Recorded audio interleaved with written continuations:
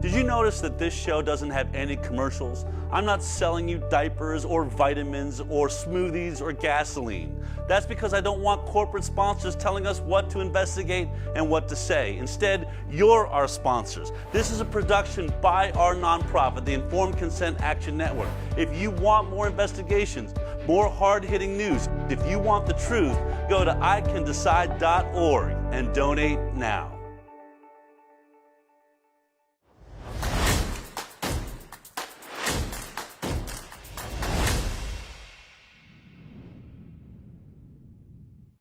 Good morning, good afternoon, good evening, wherever you are out there in the world. It's that time. Let's step out onto the high wire. You know, I was just thinking about it. We're now being watched in over 100 countries around the world. Some of you are watching us in the middle of the night, and I want to thank you for being here.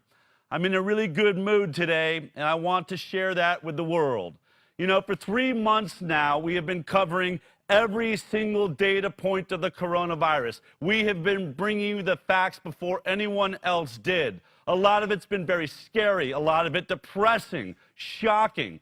But today I want to really focus on the things we should be celebrating coming out of this entire experience of the coronavirus pandemic. We could and have been talking about the failures of science, models that are crashing, public policy disasters, presidents, and dictators that are really getting it wrong, moving our world in the wrong direction. But those are dark thoughts, and there are plenty of those things that have certainly happened this week. But how about this week we start celebrating the other side of this story? The doctors, the scientists, the police officers, the human beings that are waking up and standing up all around the world. They are marching. They are marching on their capitals. They are marching inside of their cities. They are saying, as brothers and sisters of the world, we are not alone. We are standing together. If there's been one unifying event that we've ever seen that brought the world together, clearly, this coronavirus pandemic, and really perhaps the mishandling of it, has got people in the streets all around the world, all around America, Boston, Michigan, California, Texas, and I'm sure I'm missing 25 or 30 other marches that happened around the capitals in America. The people are waking up, and it doesn't matter whether they are Republican or whether they are Democrats or whether they live in a liberal state or a conservative state. They are taking to the streets and saying, we have had enough. We have seen the science. We have the ability to read and to understand what's happening in this world, and therefore we are going to stand up to make a difference. So many brilliant voices. Doctors, as I said, military, that have made a difference, sheriffs and, leaders around stepping out, even politicians. Here's a few of the voices that really captured our attention just over the last week. Take a look at this. 8 weeks ago, our public health officer and the governor participated in something never done before in our nation's history. Our civil liberties and constitutional protections were placed on hold. My name is Dr. Cordy Williams. I practice right between San Diego and LA. I chose to come here today because I knew I had to take a stand for liberty. I'm here representing thousands of physicians across the country whose voices are being silenced because we don't agree with the mainstream media and the experts who are telling us what to do. From the beginning, I told you that I would not be enforcing the stay-at-home order. I knew that they could be trusted to act as responsible adults, and I was correct. The Declaration of Independence in our U.S. Constitution was never designed to restrain the people. It was designed to restrain the government. Governor Newsom has stepped on our liberties and our freedoms. In the face of tyranny, in the face of freedom, are you going to sit there in your riot gear against peaceful protesters, or are you going to say, you know what, it's time to stand up for my country? Because I took an oath of office and it said I will defend all enemies, foreign and domestic. Yeah. The original projections and fears that caused these orders to be put into place have been proven wrong. Out of 2.5 million people in Riverside County, we have only 2,300 residents positive with this virus. That is less than 1/10%.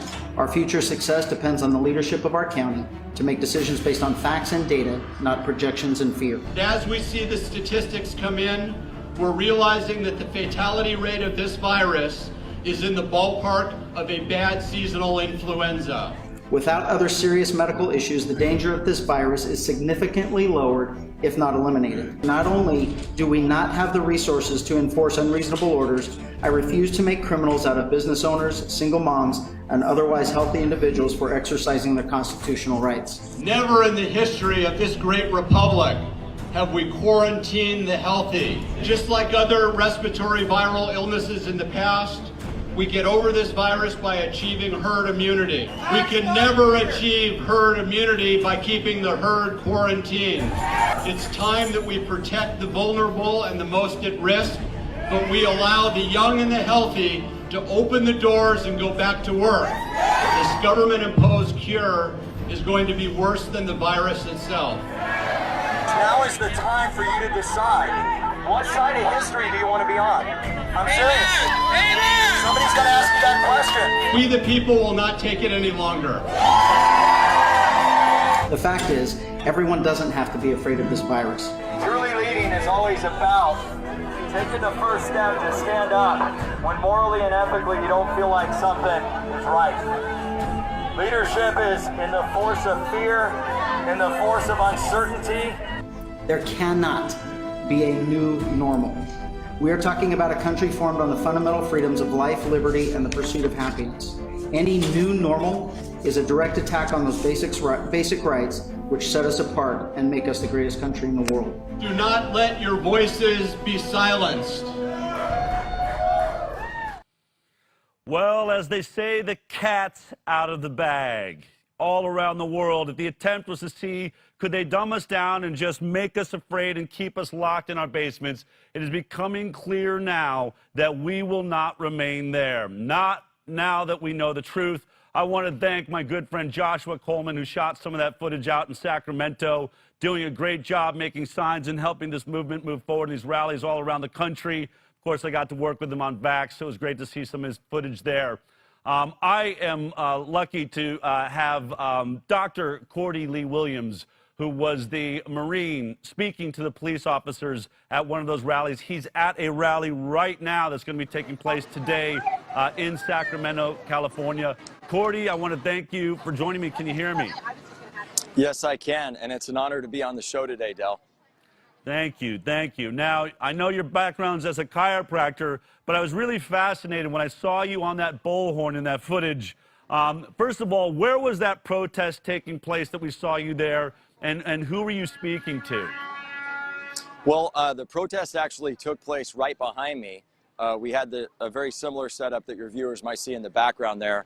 You know, we had some audio equipment set up. We also had a boat that was kind of that central focal point.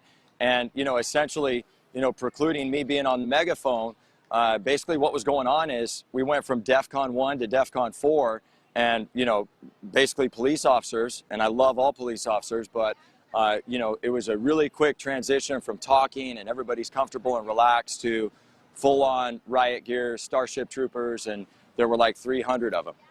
Wow. And so it started out as just a normal event like we've seen there, but all of a sudden you said these riot gear police. Do we know where they came from?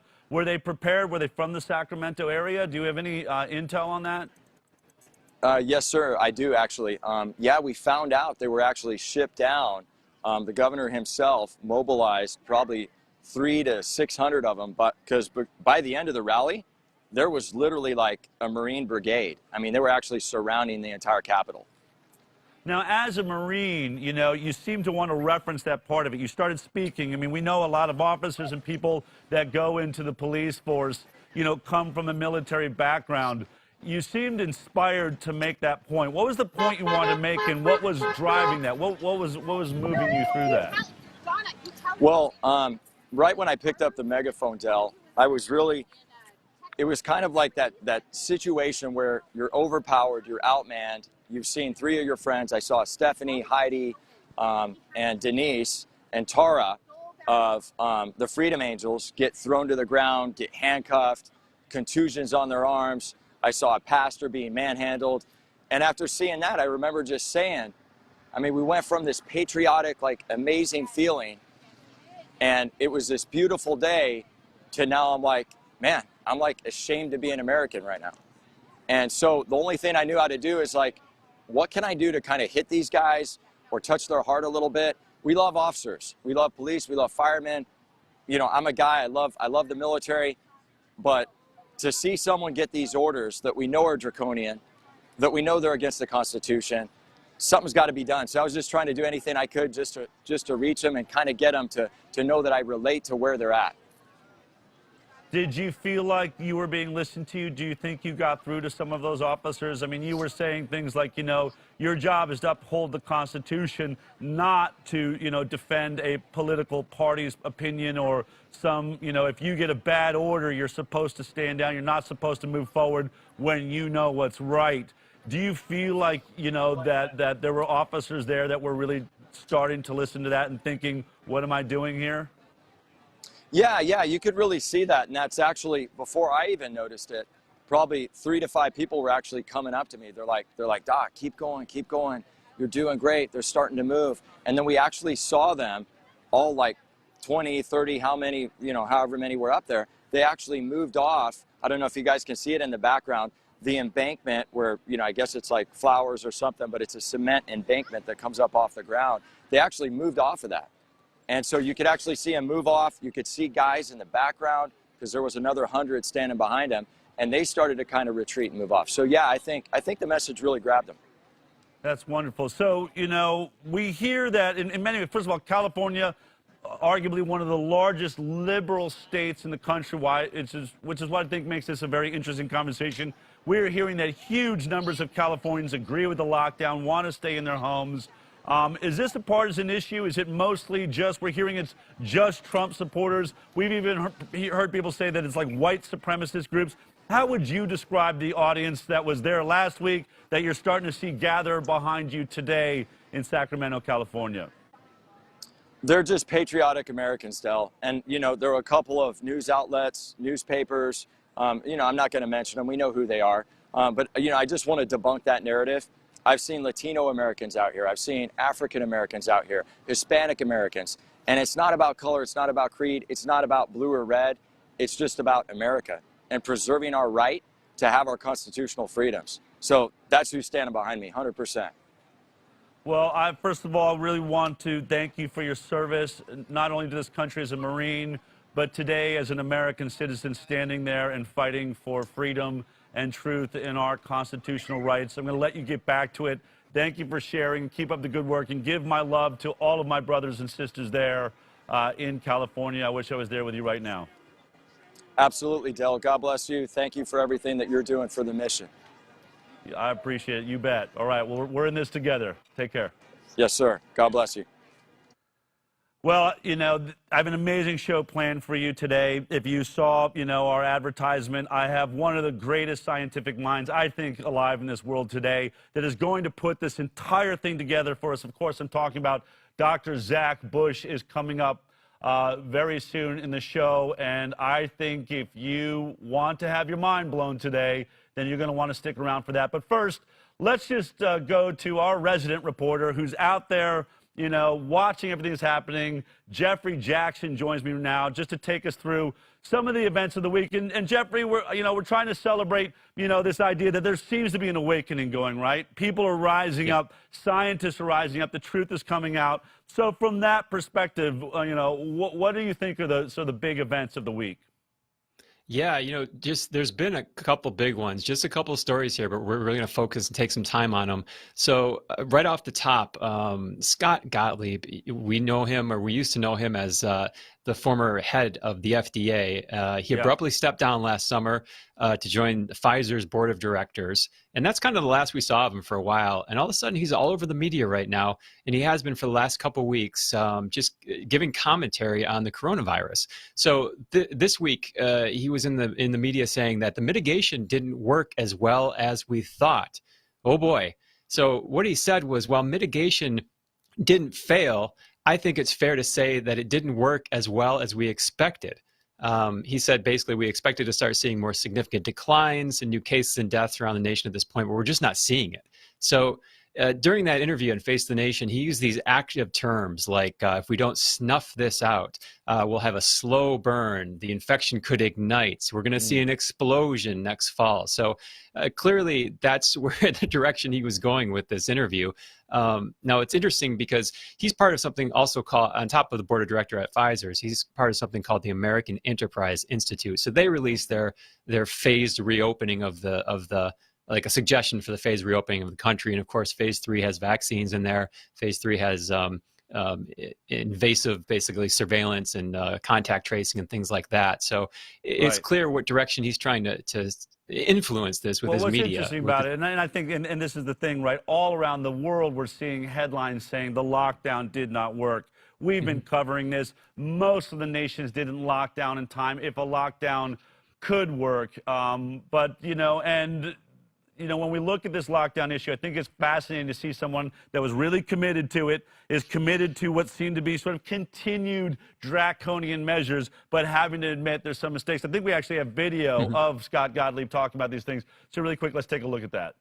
Let's talk about these projections of the University of Washington, which is often cited by the administration, revising its projected death toll to 135,000 when it was 70,000 a couple of days ago. So the trend is obviously in one direction. What do you make of it?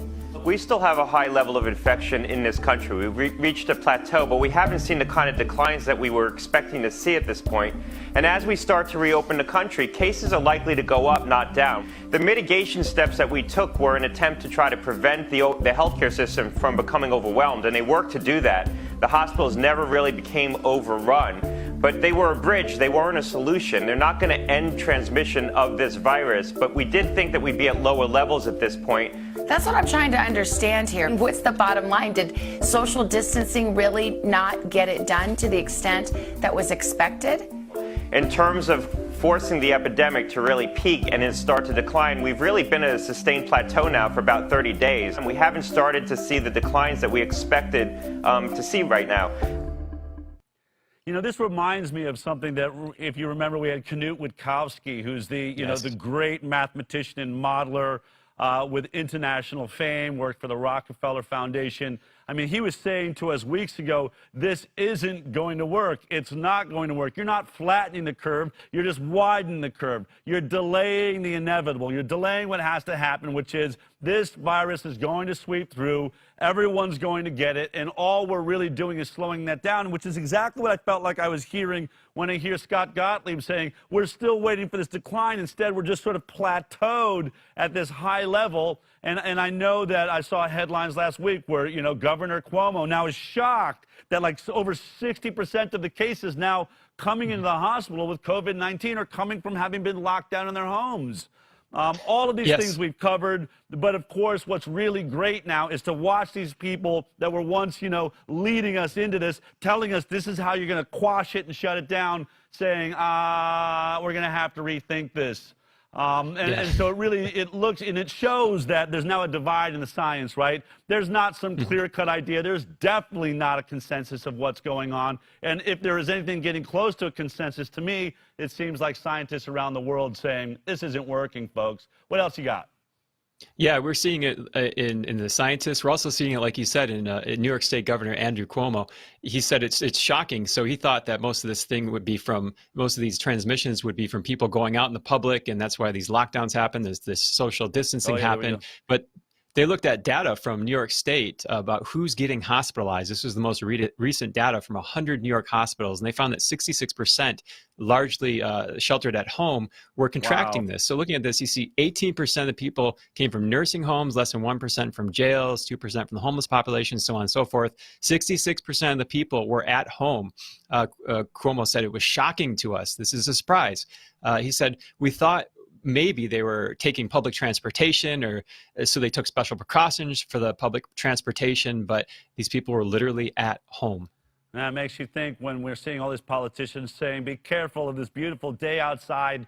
Don't let it tempt you. The sunshine's our enemy, essentially. Maybe they're wrong. Maybe you really have to get out, get some vitamin D in your body, start taking in some microbes again. And by the way, this thing is really terrible at living in the sun. So one of the best ways to kill COVID-19 may be to get out there and blow the stink off of yourself. That's the way it goes. All right, what else we have? Yeah. So, looping back in with the interview you just had with Dr. Cordy, this has been the whole virus response, the actual virus. It's been made out to be a partisan issue by a lot of the media. Everywhere you look, this virus and what it's led to has been exploited by different political parties. The testing, the treatment, the stimulus package. But one of the most well-known liberal voices, Bill Maher, recently just cut through all of it to get to the heart of the matter on his show, HBO show, Real Time with Bill Maher. And it sounded somewhat familiar. So he was talking about, I'm not sure if we have a clip of that, but he was talking about vitamin Let's take a D. listen. Let's see what Okay. Bill said. All right, great. I worry that the past 2 months of quarantine have given people the idea that the way for humans to win our million-year war with microbes is to avoid them completely. And I'm here to tell you, you can't. The key to beating COVID isn't dining through glass or never going to a concert or a ball game again. It's your immune system. You hear people say COVID-19 is a new virus, so the immune system doesn't know how to handle it. Well, of course it does. That's why the vast majority of people who've had it either recovered or didn't even know they had it. What do you think did that? The human immune system. Now, there are people with immune systems that can't do the job, and we should make it a priority to protect those people. But compulsively washing, being scared of your own hands, that can't become the new normal. Microbes are ubiquitous. You can keep discovering new places to scare people into buying protection for, but we're solving the problem from the wrong end. This is a health problem. We can't sanitize the universe. Governors should declare keeping our bodies in good health an essential job, because that's the only way we are going to win this. God knows what is all over your pets and in their mouth, and then you invite them on the bed and they try to French kiss you, and sometimes succeed. And some people don't even fight it. But what's the point of a pet if you're not going to pet it? It's in the name. And what's the point of life if you can't live it? So this weekend, do something nice for your immune system. Go outside, that mysterious land beyond your curtains where the Grubhub drivers live, and get some fresh air and vitamin D and break a sweat doing something besides eating hot chicken. Because at the end of the day, you can't keep all the pathogens out. That is incredible, really. I got a chance to go back and look at that show, and anybody that just saw that, you really should check out the entire episode on HBO last week. Not only is he speaking out, you have what I guess would have been considered a liberal reporter at the New York Times saying, we're only looking at the data, we're only looking at the science. I'm getting attacked for showing you what's obvious. This is where we're at, right? This has not been a partisan issue, not from the beginning. Except that, where people are getting their news and how they're spinning it and trying to make bad guys out of this. The only, bad thing about that is we're not working together. And clearly, it's really nice to see Bill Maher coming forward and seeing people working together, because the truth is it really doesn't matter what your political, affiliation is. I said last week, I've never seen a virus that had a political affiliation. We really need to start all waking up together because the data is there, right? And speaking of data, you have a gigantic story that just broke this week. Yeah, I saved the best for last. Well, Neil Ferguson, we've talked about him before on this show. He is the modeler, epidemiologist, scientist out of the Imperial College in London. He was the one that was initially responsible for the doomsday projection of 2.2 million dead in the U.S. From the virus, 500,000 dead in the U.K. I think right now we're at about 73,000 in the U.S. Not that that's a good number, but well below his projections. Now, his model was the one CNN, New York Times, Washington Post all basically said that his model was the one that jarred the U.S. and the U.K. into its lockdowns that we're still wrestling with today. So this guy, Neil Ferguson, starting with the headlines of a couple days ago. He was caught breaking the quarantine. He was accepting visits from a woman, and we'll just leave it at that. But he broke his own quarantine. He was calling for big time social distancing. In fact, on that day, he broke it with allowing this woman to visit him because he was positive for the coronavirus. But perhaps even the bigger story. He used coding for this modeling, and when it was found out that this thing was really over exaggerated, people were saying, scientists, people in the scientific community were saying, look, release the coding, open source this coding. We need to look at it. We need to see if we can replicate it. We need to run our tests on it, because this is scientists have been demanding this, right? We talked about this. There's been an onslaught of scientists saying, this is not how we do science. You have got to share your code. This was not peer-reviewed. It should be open source so that we can all check it. This is affecting the entire world right now. And so did we finally get the code? Yeah, he released it last week, and this is after a 6-week delay after he was called out on it. And I don't know what's been going on for the last 6 weeks. Let me think. I think something important having to do with this code. Oh yeah, the coronavirus. So he releases this thing, and it's Gateway Pundit basically ran a headline, said the Imperial model is now confirmed as a complete fraud. Now that's a pretty harsh headline, but it was released on something called GitHub. GitHub is an open source platform for code developers where the developers release their code. It's looked at by a community of developers around the world. They can criticize the code, they can offer suggestions, and so on and so forth. So what they found, and by the way, the code that was released was not the original code. This is what people reading this story must understand. It was a heavily modified derivative of it.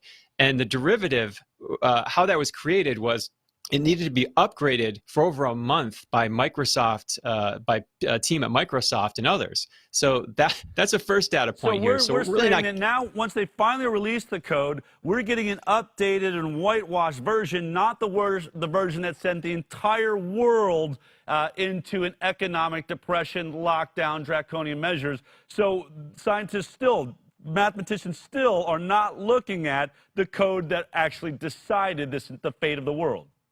100%. It's missing the secret sauce. Where's the ingredients? Where's the real ingredients?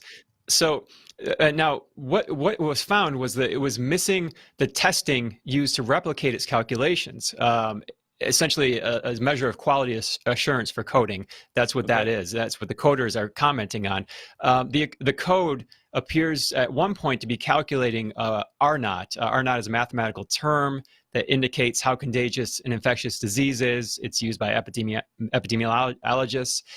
So in the place that the code codes for all of the areas that this virus could transmit, it leaves out hotels for no reason. So that's just one example of questions of why we're leaving out hotels in the coding. Which would be a giant part of this, right? I mean, we're talking about transportation. We're talking, about tourism, which was one of the first decisions you're going to have to make, and that wasn't even in there with an R naught. That's incredible. Now, are you telling me that this just released the same week that Neil Ferguson, we're being told he is now resigned from working for the government that made this whole mess because he was having an affair with a married woman? But just ironically at the same time, it's like, oh, and here's my code. It's like, I'm stepping down. I made a mistake. I broke quarantine. I was having an affair. Oh, and here's my code. Yeah, with all basically within about a week. Run, Forrest, run! Perhaps some of the more interesting and entertaining parts of this story was reading the comments of the coders on the GitHub where it was released. So I pulled just 2 quotes. I mean, it's basically looks like a Bill Gates post where everyone just slams him in the comments. Right. So one of the commenters said, quote, "This is some of the worst code I have ever seen. There is no way of knowing what it is doing due to giant chunks of bad variable names and no tests. It is on par with some of the worst first-year code I used to mark." So I'm guessing this guy might have been a teacher. This girl was a teacher. Another person said, "A lack of test does ensure the code is incorrect. This may not be important for a game, but the code must be deemed incorrect for guiding policies affecting the lives of people.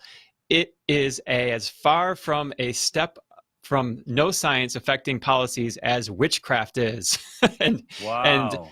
Yeah. This was written, a blogger wrote this. It was a software engineer, 30 years of experience, 8 years at Google. And after analyzing it and laying out a pretty good explanation of why it's bad code, they came to the conclusion, quote, all papers based on this code should be retracted immediately. Imperial's modeling efforts should be reset with a new team that isn't under Professor Ferguson and which has a commitment to replicable results with published code from day one, not on the back end like we're doing now, not playing catch up.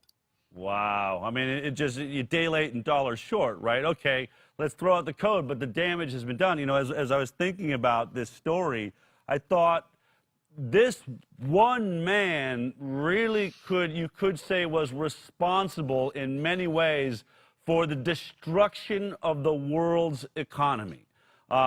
So many people followed him. He led the charge. He was the point of the spear on this. And now we're saying we should just retract everything he did. It was such a disaster. I was thinking about when we think of world wars, you know, you have to be at war. But I can't even think of a dictator or, you know, any of the crazy wars we've had where one person effectively destroyed every nation's economy in the world. What world leader could really even claim that, whether, you know, they were, you know, diabolic or not?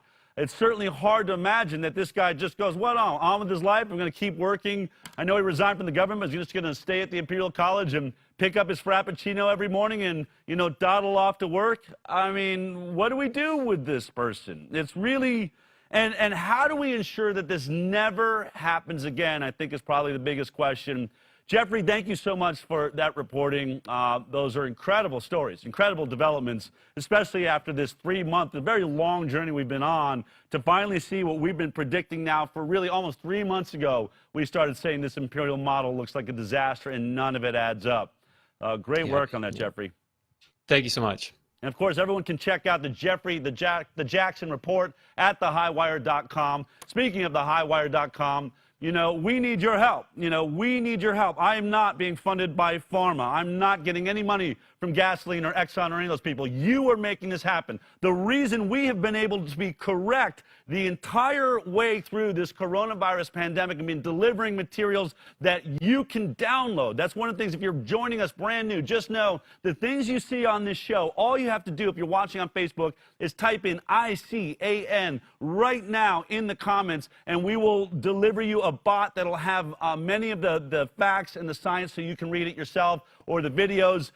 For those of you that really want every single detail because you want to geek out on this the way that we're geeking out, then we provide a newsletter at the end of every week that has every link to every single piece of information we share on this show. If you know it, it's a lot. These shows are packed. All you have to do is be a recurring donor, and that's how we make this happen. It's because of your sponsorship we can be free and telling the truth. We're asking people to give $20 for 2020. Make it a recurring donation, just like your Netflix, $20 if you can afford it. But even if you give 25 or 50 cents a month, we will get you that newsletter. And of course, those of you that can give us $1,000 or $10,000, then go right ahead and do that and make up for the rest of them. All of this is going to a greater cause. We are producing more and more material, more videos, and I even want to start producing more shows so we can get more voices out to you. That's only made possible with your help. So please help us, join us. Be a part of the Highwire Network and the Informed Consent Action Network, which is our nonprofit. Very quickly, as I was thinking about, you know, all of these bloggers that are and people that are ripping into the imperial model, and thinking about the doctors and the military people and the sheriffs that are speaking out, I've been wanting to share this for some time. There's a great article that came out about 120 expert voices on coronavirus.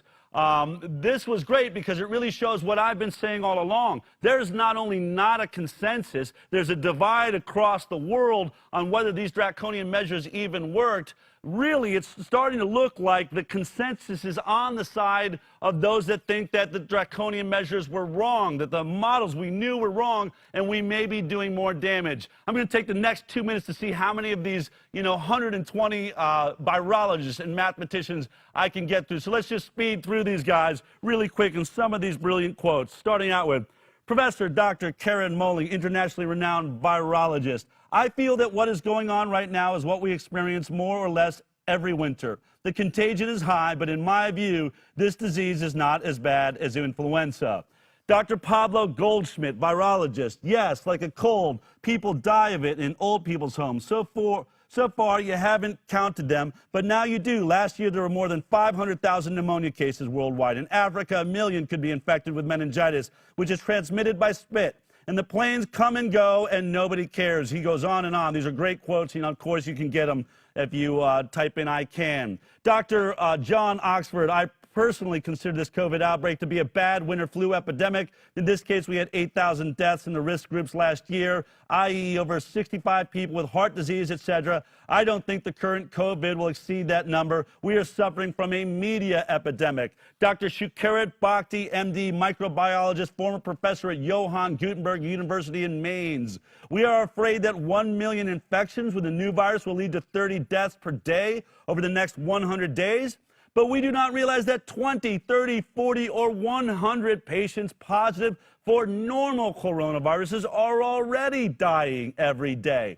Professor Dr. Aaron Ben-David, medical professor at Stanford University. The fear of COVID-19 is based on its high estimated death rate. According to the World Health Organization and other organizations, 2 to 4% of people with confirmed COVID-19 have died. We believe this estimate is profoundly incorrect.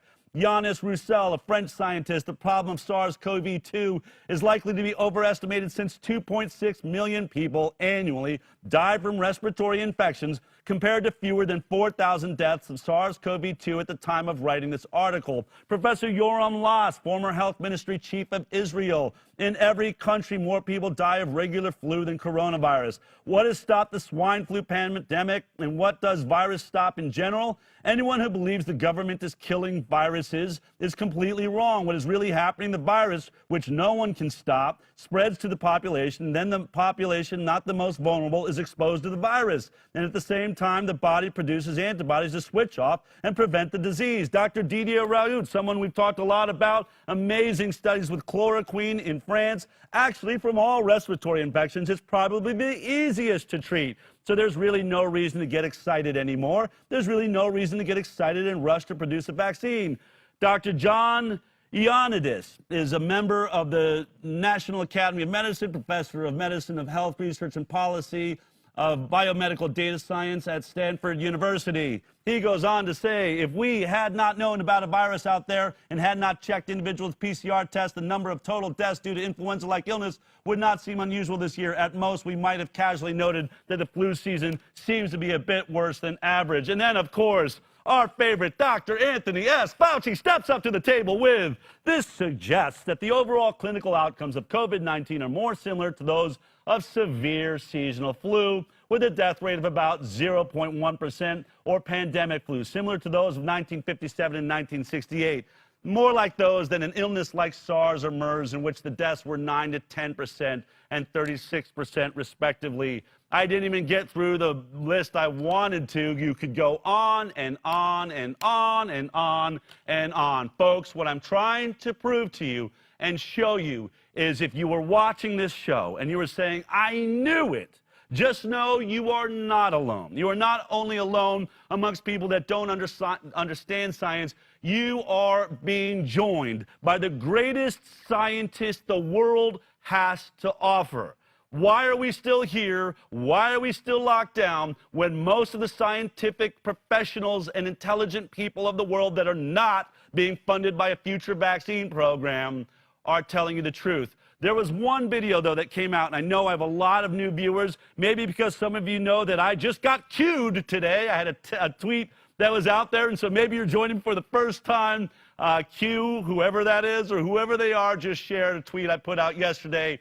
But I saw a video that I think encapsulates the last 3 months of investigation that we've done. It's an interview with the scientist that really led Sweden into its approach to not lock down. Now, you're watching an interview taking place from reporters from Australia with the most draconian measures, with the most oppressive approach to this. This is a fascinating interview, and I think in 4 minutes, you will have an understanding of what has happened in this world and what's really going on that you might not have had before. So take a look at this. You've been a strong critic of the idea of lockdowns. Sweden has avoided the sort of lockdowns that we're seeing here in Australia.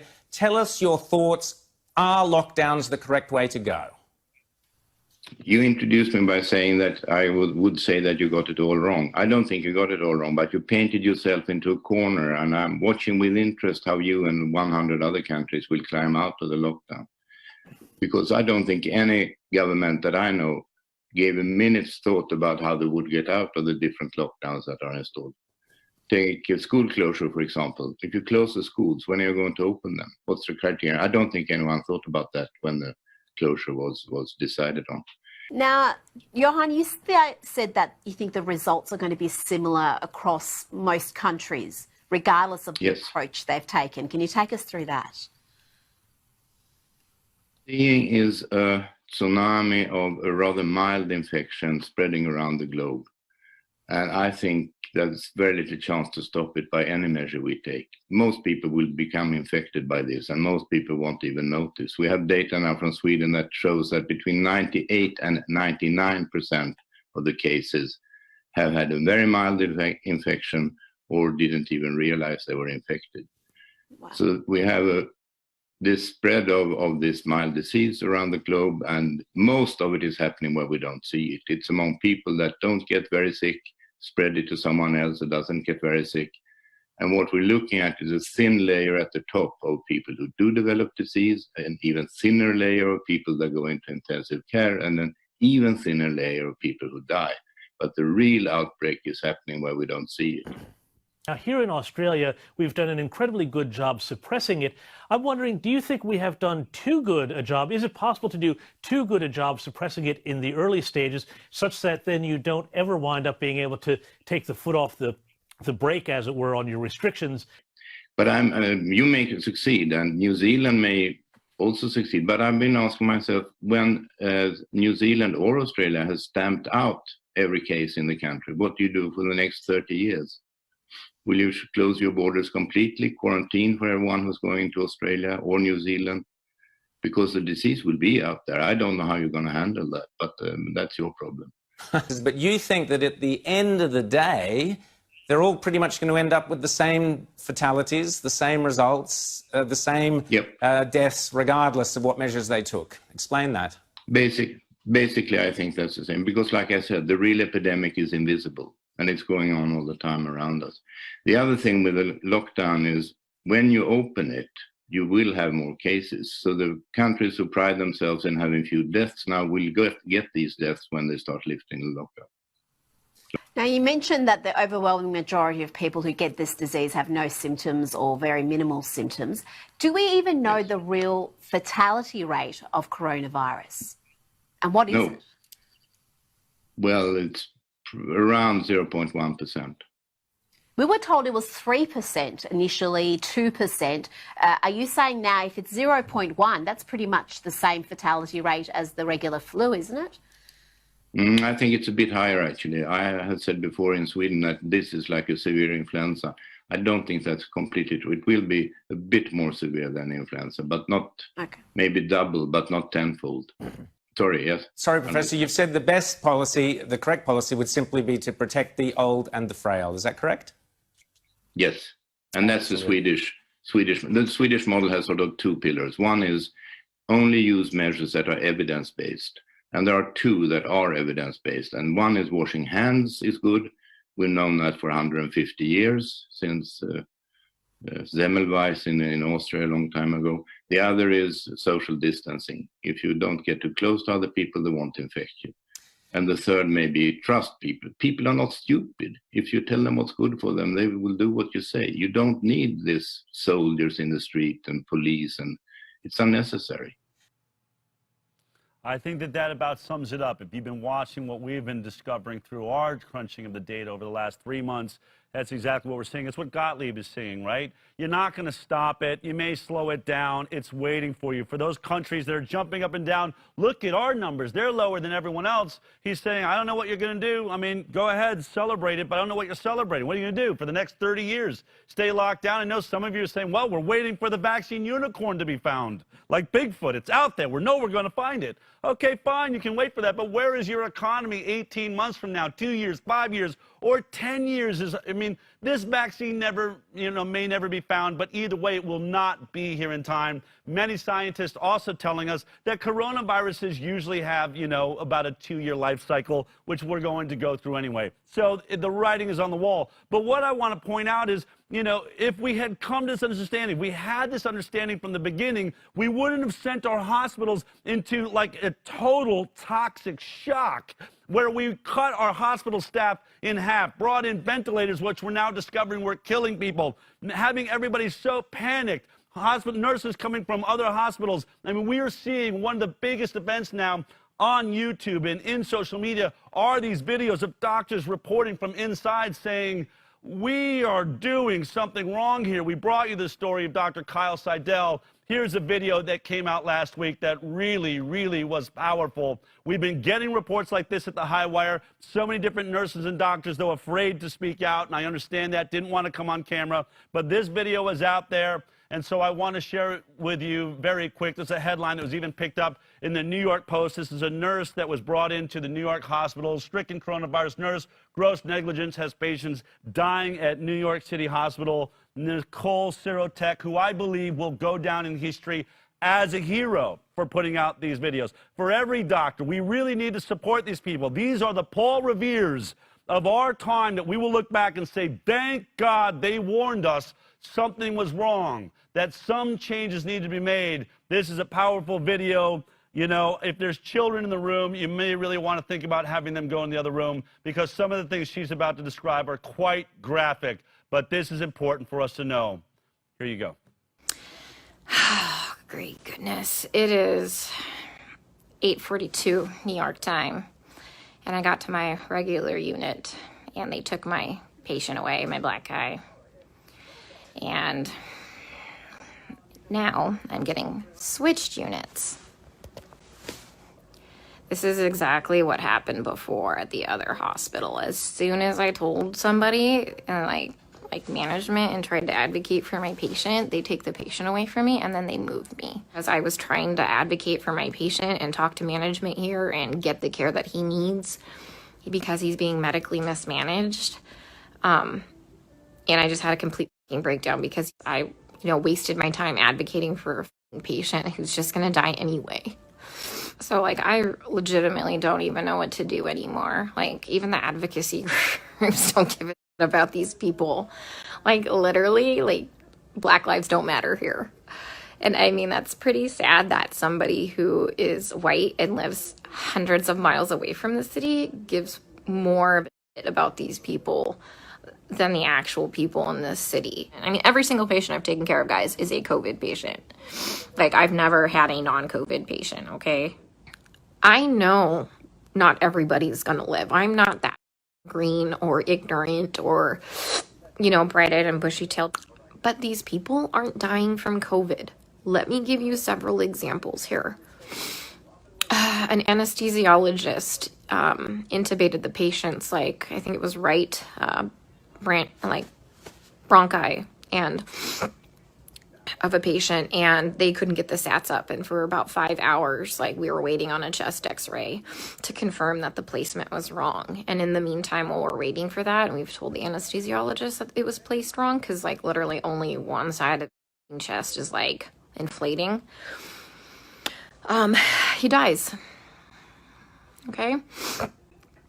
A patient had a heart rate of 40, and the resident started doing chest compressions on him, which is not what you do.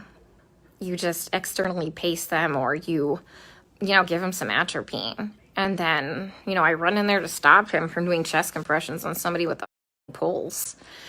And then he decides to push epi. He throws some pads on him to defibrillate the guy in bradycardia. Okay, he has a heart rate of 40, in a stable, bradycardic rhythm. We just need to give him some atropine and pace him. He defibrillates him and kills him. And I was literally ran out of the patient's room to get the director of nursing who was standing out there. And I'm like, can you stop him? He's going to kill that patient. He's going to kill that patient if he defibrillates him with bradycardia and a heart rate of 40. And the director of nursing just shook his head. And I turned around and he killed the dude. Okay? It's like going in the Twilight Zone. Everyone here is okay with this. Look, the only way I can kind of put this into context for everybody is, and this is going to be kind of an extreme example, this is really the only thing I can come up with. It's if we were in Nazi Germany and they were taking the Jews to go put them in a gas chamber, I'm the one there saying, hey, this is not good, this is bad, this is wrong, we should not be doing this. And then everyone tells me, hang in there, you're doing a great job. You can't save everybody. You're amazing. You're a great nurse. Guys, I know I'm a good nurse. I know I go in there and I give it 500% every day. I know I'm not being negligent. Okay? What I need is someone to help me save these people from being killed. Okay? From gross negligence and complete medical mismanagement. Can someone come up with some type of a solution for me? Because I'm kind of out of ideas.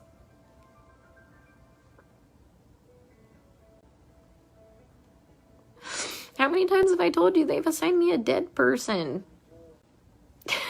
How long have they been dead? Nobody knows. I am literally telling you that they're murdering these people. Watched anesthesiologist place an ET tube and rush through their esophagus, and the guy choked to death on his own blood. COVID didn't place that ET tube incorrectly. This is wrong, right?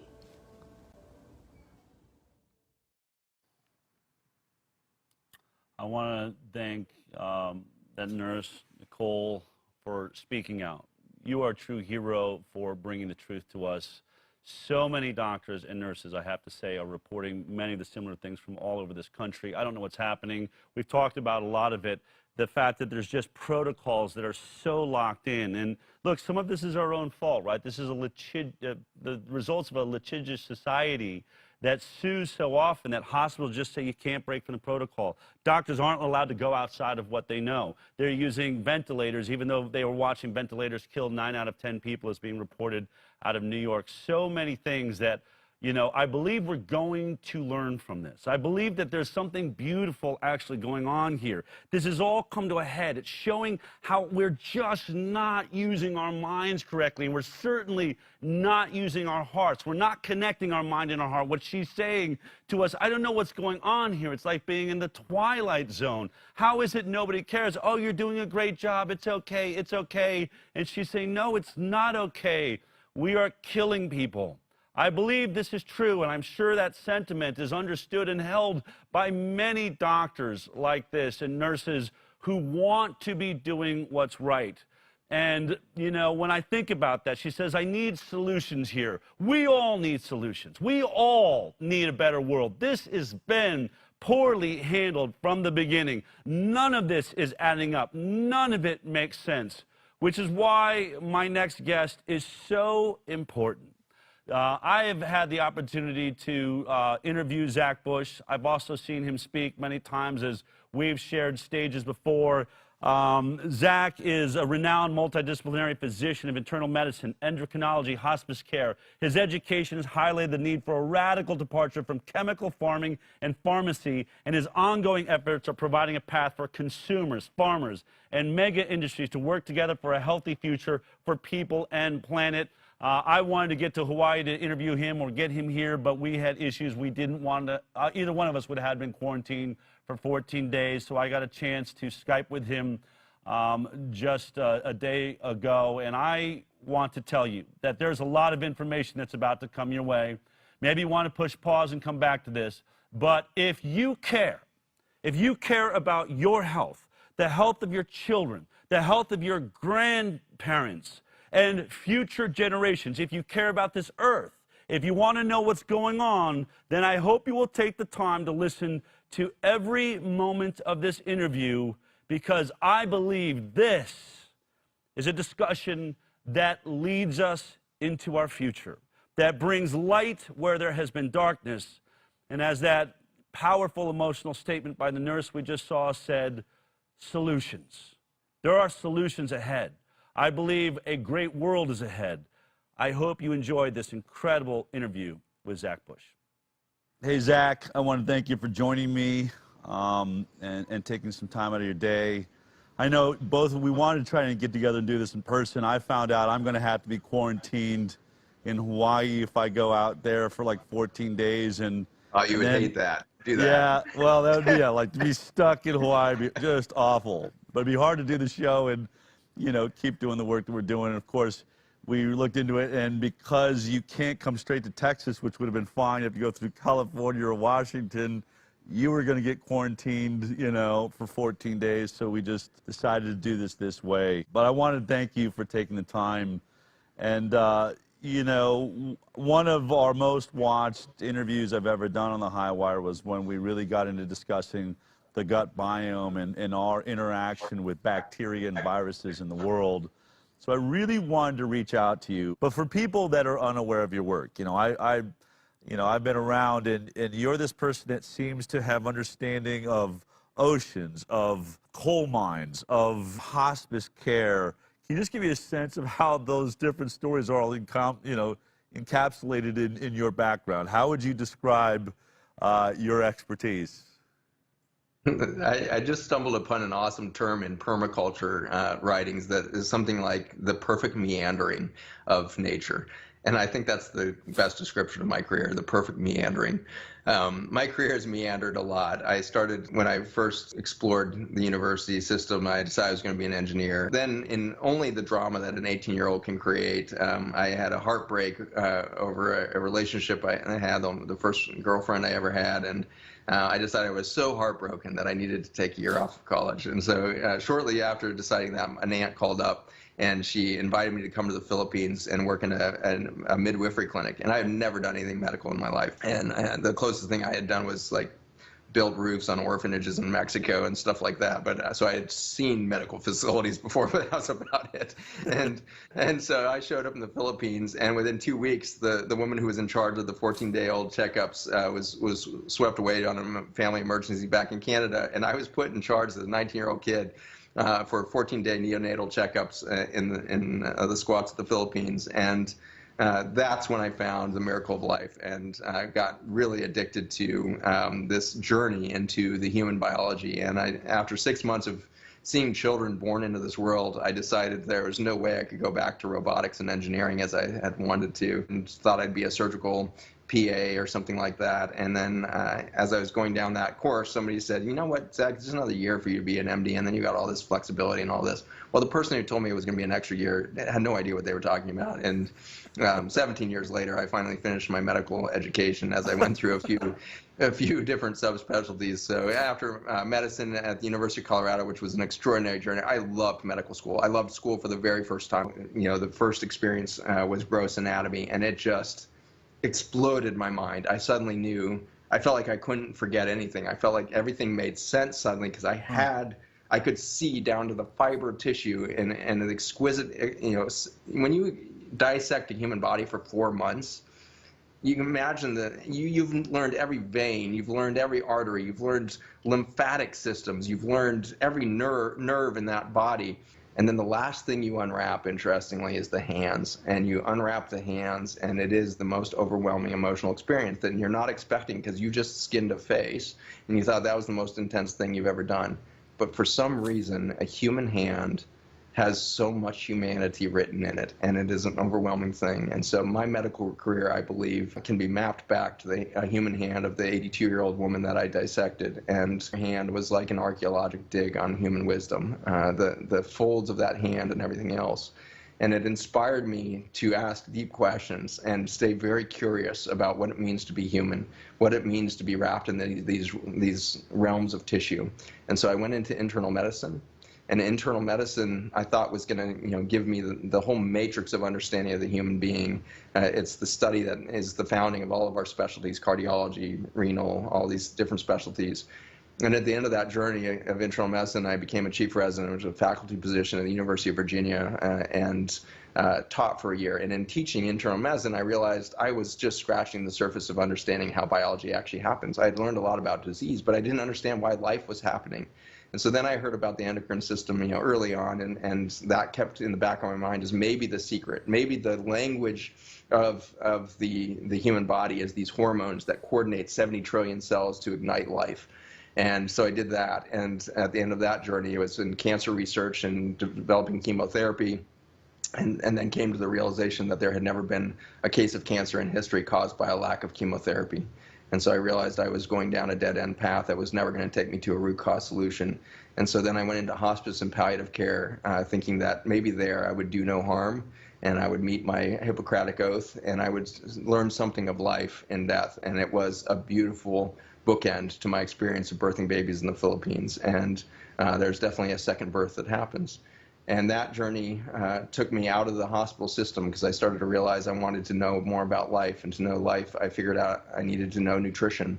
And so I started a nutrition center 10 years ago, and started my own biotech laboratory on the microbiome 8 years ago, in realization that it's not the endocrine system that is the language and coordination system of human biology. It's the microbiome.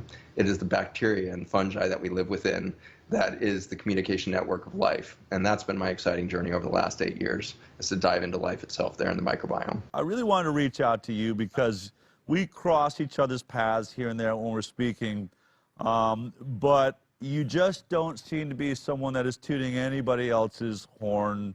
You really have your own perspective, and I was hoping you could sort of just give me your perspective on COVID-19. I know you're a busy guy. I doubt you watch my show. I haven't been aware of what you've been saying publicly. So I want to just open, because you're someone that I really have watched put thoughts together in a way that seem to resonate. What is your perspective of COVID-19 and this experience we're all having together on a global level? I think to answer that effectively, I need to just back up away from the current situation. And the virus is going to move through the population, and just like every other coronavirus that we've seen that's resulted in widespread death, it's gone within 2 years. The first one was SARS, and no vaccine, no anything. We just developed herd immunity or adjustment, or the actual biologic pool for the production of that virus disappeared. And so that was gone. 2002 it happened. By 2003 it was gone. MERS happens 2012. By 2013 it's gone. No vaccines. And so these things are sweeping through the environment, and we make a news story out of a few of those, SARS, MERS, COVID. But if you look back to like 1976, when we saw this huge uptick in viral syndromes, around 1976 is when we started to see species jumping viruses that were really starting to do weird things genomically. We've had 12,800 recorded new viruses in that time, and that's only the ones that we managed to record and find and categorize. There's probably 100-fold that, or 10,000-fold that, or 10 million-fold that we haven't understood. The amount of genomic information in the atmosphere and soils and water systems is beyond our supercomputer power to analyze. And so when somebody comes along and says there's a new virus, my first thought is, how the hell do you think that's new? Like, what is the data that you're basing that on? Have you screened the genomics of the viruses on the planet before? And the answer is absolutely you can't. There's 10 to the 31 viruses in the air. There's 10 to the 31 viruses in this ocean water. There's 10 to the 30 viruses in the soils. And so we are surrounded. We are literally absorbing. We are breathing. We are, through our skin, through our ears, through our eyes, through our systems, we are absorptive machines for genomic information since our origin. And far beyond our origin was this genomic milieu that we float within. And so I think we need to be very cautious to say that there's anything new under the sun, because it's unlikely that the Earth has never seen this before. It's been through 6 great extinctions. We're in the midst of the 6th one. It's seen cataclysmic events on the planet. It has seen the rise and fall of continents. It's seen, extraordinary shifts in climate. The whole planet covered in ice at one point, pretty much, and then you've got the reabsorption of that ice and the rise of oceans, and you've got massive volcanic events that cover the sky in sulfur compounds and toxic acids. And this Earth is a history of cataclysmic events. Right now, humankind is the cataclysmic event on the planet. And so we should be aware of our role right now as a force of destruction and a force of manipulation of biology at its foundation. And we should be far from startled when we see the collapse of our own health. It is the most predictable thing scientifically that you could possibly do. Our group is tiny. I'm a self-employed, scientist, self-fund my little laboratory. We keep doing what we do because it's interesting, and it's, even if we're going to go march into extinction with the rest of the humankind, let's do it with our eyes wide open and celebrate the beauty that we are in. Life is extraordinarily beautiful. And I would include the viruses as perhaps an extraordinary showcase of the beauty. There is a genomic language on this planet that we have termed viruses, and then we termed them, I think, mistakenly as part of the microbiome, and then we made them our enemy. And so we told an extraordinarily damning story of a language of genomics, a language of life. And the story we need to retell is that life is freaking beautiful, and it is adaptive, and it is regenerative, and it's always looking for the next solution. And the way in which we look for solutions and adaptability is through viruses. That's how we do it. That's how life has always done it. And so if you damn a virus, you have just damned the language of life itself. I mean, that's confusing, I think, for your average person, right? What do you mean by we're being told viruses are the enemy? We stop, vaccines stop measles. We've stopped polio. We've stopped smallpox. There's reasons. Those things killed people. What do you mean viruses aren't the bad guy? I mean, when I think about it, and that's what are you going to say about polio, Del? What are you going to say about, these deadly diseases that medicine has stopped before? How can you say that viruses are beautiful? What does that mean? How do they interact with my body that I could see any beauty in it whatsoever? Yeah, so when we see an infection, whether we're talking about HIV and AIDS, or we're talking about a little bacteria called bacillus that then can cause tuberculosis, or this COVID situation is a great example of it. When we interact with the microbial world, what we are describing is a terrain or an ecosystem of experience, and it is a vast ecosystem when in a healthy state. And that ecosystem is always adapting and adjusting to stressors. When we see a microbe become endemic in an area, and polio is a great example of this, HIV is a great example of this now, where we have endemic areas where the virus is simply in the environment at such a level that it's very likely that we're going to see manifestations of adaptation of the humans in that environment are going to absorb that microbe. And so some of those people living in endemic polio areas will manifest a disease that we call polio. But many, many people outside of that small population that are getting sick are being exposed to that polio through their water systems and the like. And so these have been natural elements within it, within the environment. HIV looks to be, extremely underdiagnosed. There's a really interesting study that screened 8,000 healthy people with no history of infectious disease, had screened negative through blood banks and stuff like that, and they did genomic analysis for a couple hundred viruses that are known, and they found 42 viruses in the bloodstream of these patients that were totally healthy and asymptomatic with no history and had screened negative by antibody testing and the like for things like HIV and things like that. And they found an extraordinary amount of HIV and hepatitis C and all these conditions in this asymptomatic population, which suggests that these microbes are part of our normal daily biologic experience. Occasionally, we will find a syndrome of immune deficiency, which is not a human experience. We can go into what is the human immune system in a minute, but What's happening is there's an imbalance that can suddenly happen where all of these microbes, and there's so many in the human body. You're at 30,000 species of bacteria, and who knows how many of the 5 million species of fungi, and who knows how many of the 300,000 species of parasites. We have done such a poor job of really understanding what the healthy terrain of the human body does. But looking at the hunter-gatherers in Africa right now with the American Gut Project with Jeff Leach, you can see that the American is now walking around with about 10% of the microbiome of the gut that we should have. And so we're 90% deficient. When you become 90% deficient in the ecosystem, you're going to get weeds. And the weeds come in and will overgrow an area, just like they do in your backyard. If you go and rototill your backyard, destroy the balanced ecosystem of a meadow, you're going to immediately get weeds that come in that weren't there, when the biodiversity was there. They weren't evident, but they were there because their seeds were in the environment enough that as soon as there was an opportunity for them to come into their niche, they would do that. But we need to, look to the farmers here who are doing regenerative agriculture to find out that the weeds are never the problem. The weeds are the symptom of the collapse of biodiversity.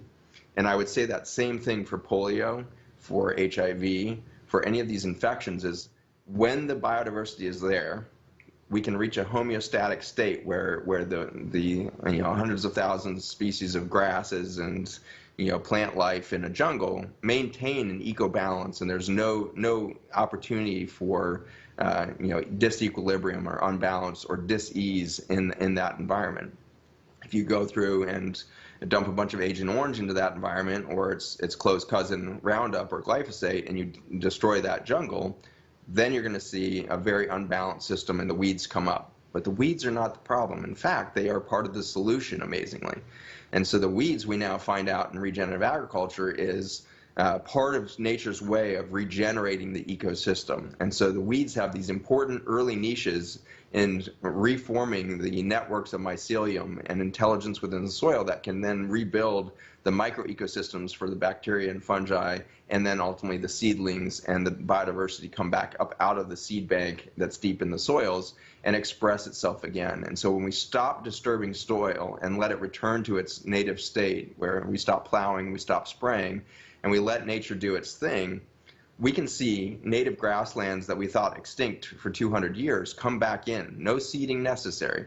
It comes oozing back out of the matrix of the soil, is life itself and biodiversity itself. And it relies on the stepwise progression of weeds into biodiversity. When we have an unbalanced microbiome of a human, where we take them out of their native balanced state of hunter-gatherer system, balanced with their ecosystem, an extension of their ecosystem, and we force them into a village where they have water that's contaminated with feces, they can't touch fresh water, we destroy all of the grasses and grassland diversity within their village. They're now walking on dead clay, and they have huts that are trodden down clay. They've lost any touch with that microbiome of soil. That's the beginning of endemic disease. That's the beginning of where we see these imbalances. And tuberculosis is a phenomenal example of a condition that didn't spring forth until we created the Industrial Revolution, and suddenly in London and New York we have endemic problems of tuberculosis happening in the cities because we were so divorced from that ecology of balance, that ecology of harmony there.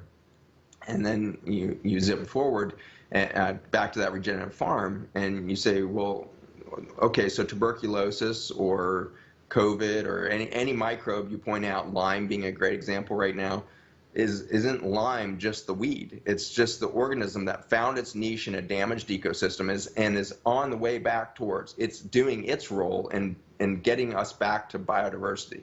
And yet, as physicians, we've been taught to kill it. As farmers, we've been taught to kill it. And so we rush in and kill all the weeds, and then we wonder why the weeds are worse next year and why our crops are doing worse next year, so that we have to put in more nitrogen fertilizers and chemical inputs and all of this. And the plants are weaker, so they're more prone to pests and stuff, so it's more herbicides, more pesticides, and we get into this vicious cycle. And then we wonder why our children have gone from 1.2% of chronic disease to by most recent Medicaid screens, 52% of children with a chronic disorder or disease. 1.2 to 52% since the 1960s.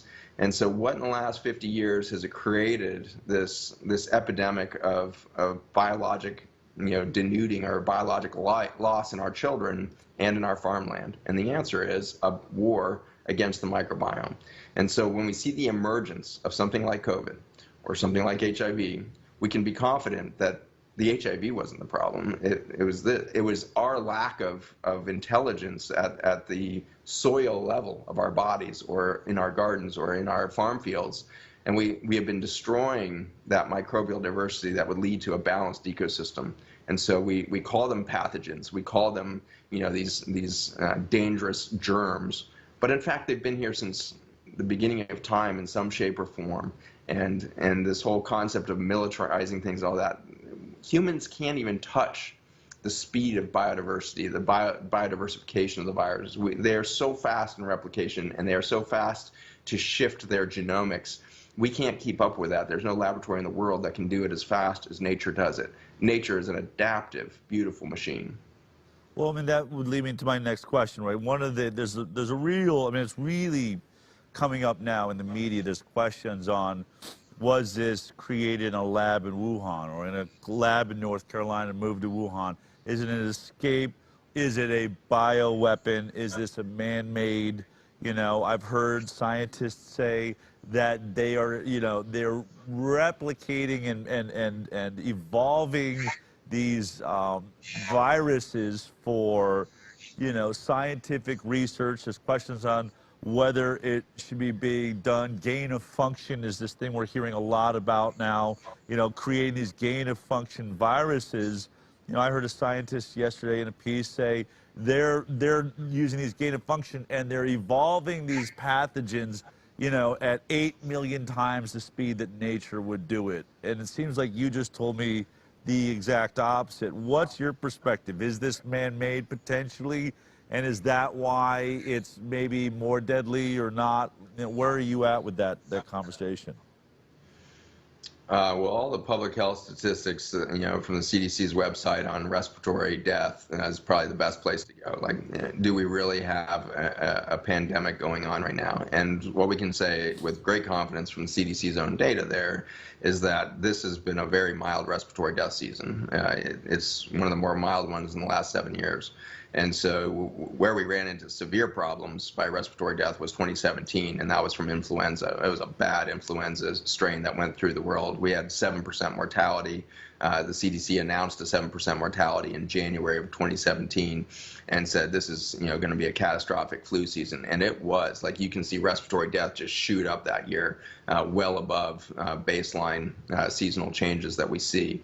And that was across the board of pneumonia and other pathogens in addition to influenza. But influenza accounted for the huge spike. We did not see that spike happen this year. There was no spike of respiratory deaths beyond our baseline seasonal changes that we see. And so every year there's pathogens that cycle through that will lead to the end point of pneumonia and respiratory death. And we don't discover what it is. We don't genomically take the effort or have the laboratory intelligence to go find that thing. And so I would say, first of all, there's not any evidence by respiratory death in the United States that we have, some massive new thing that has happened that's a bioterror weapon. If somebody created this virus, we don't need to fear them because they did a really bad job. The flu 3 years ago did a much worse, toll on humanity than this thing. So if this is a biologic weapon, they're not very good at it yet.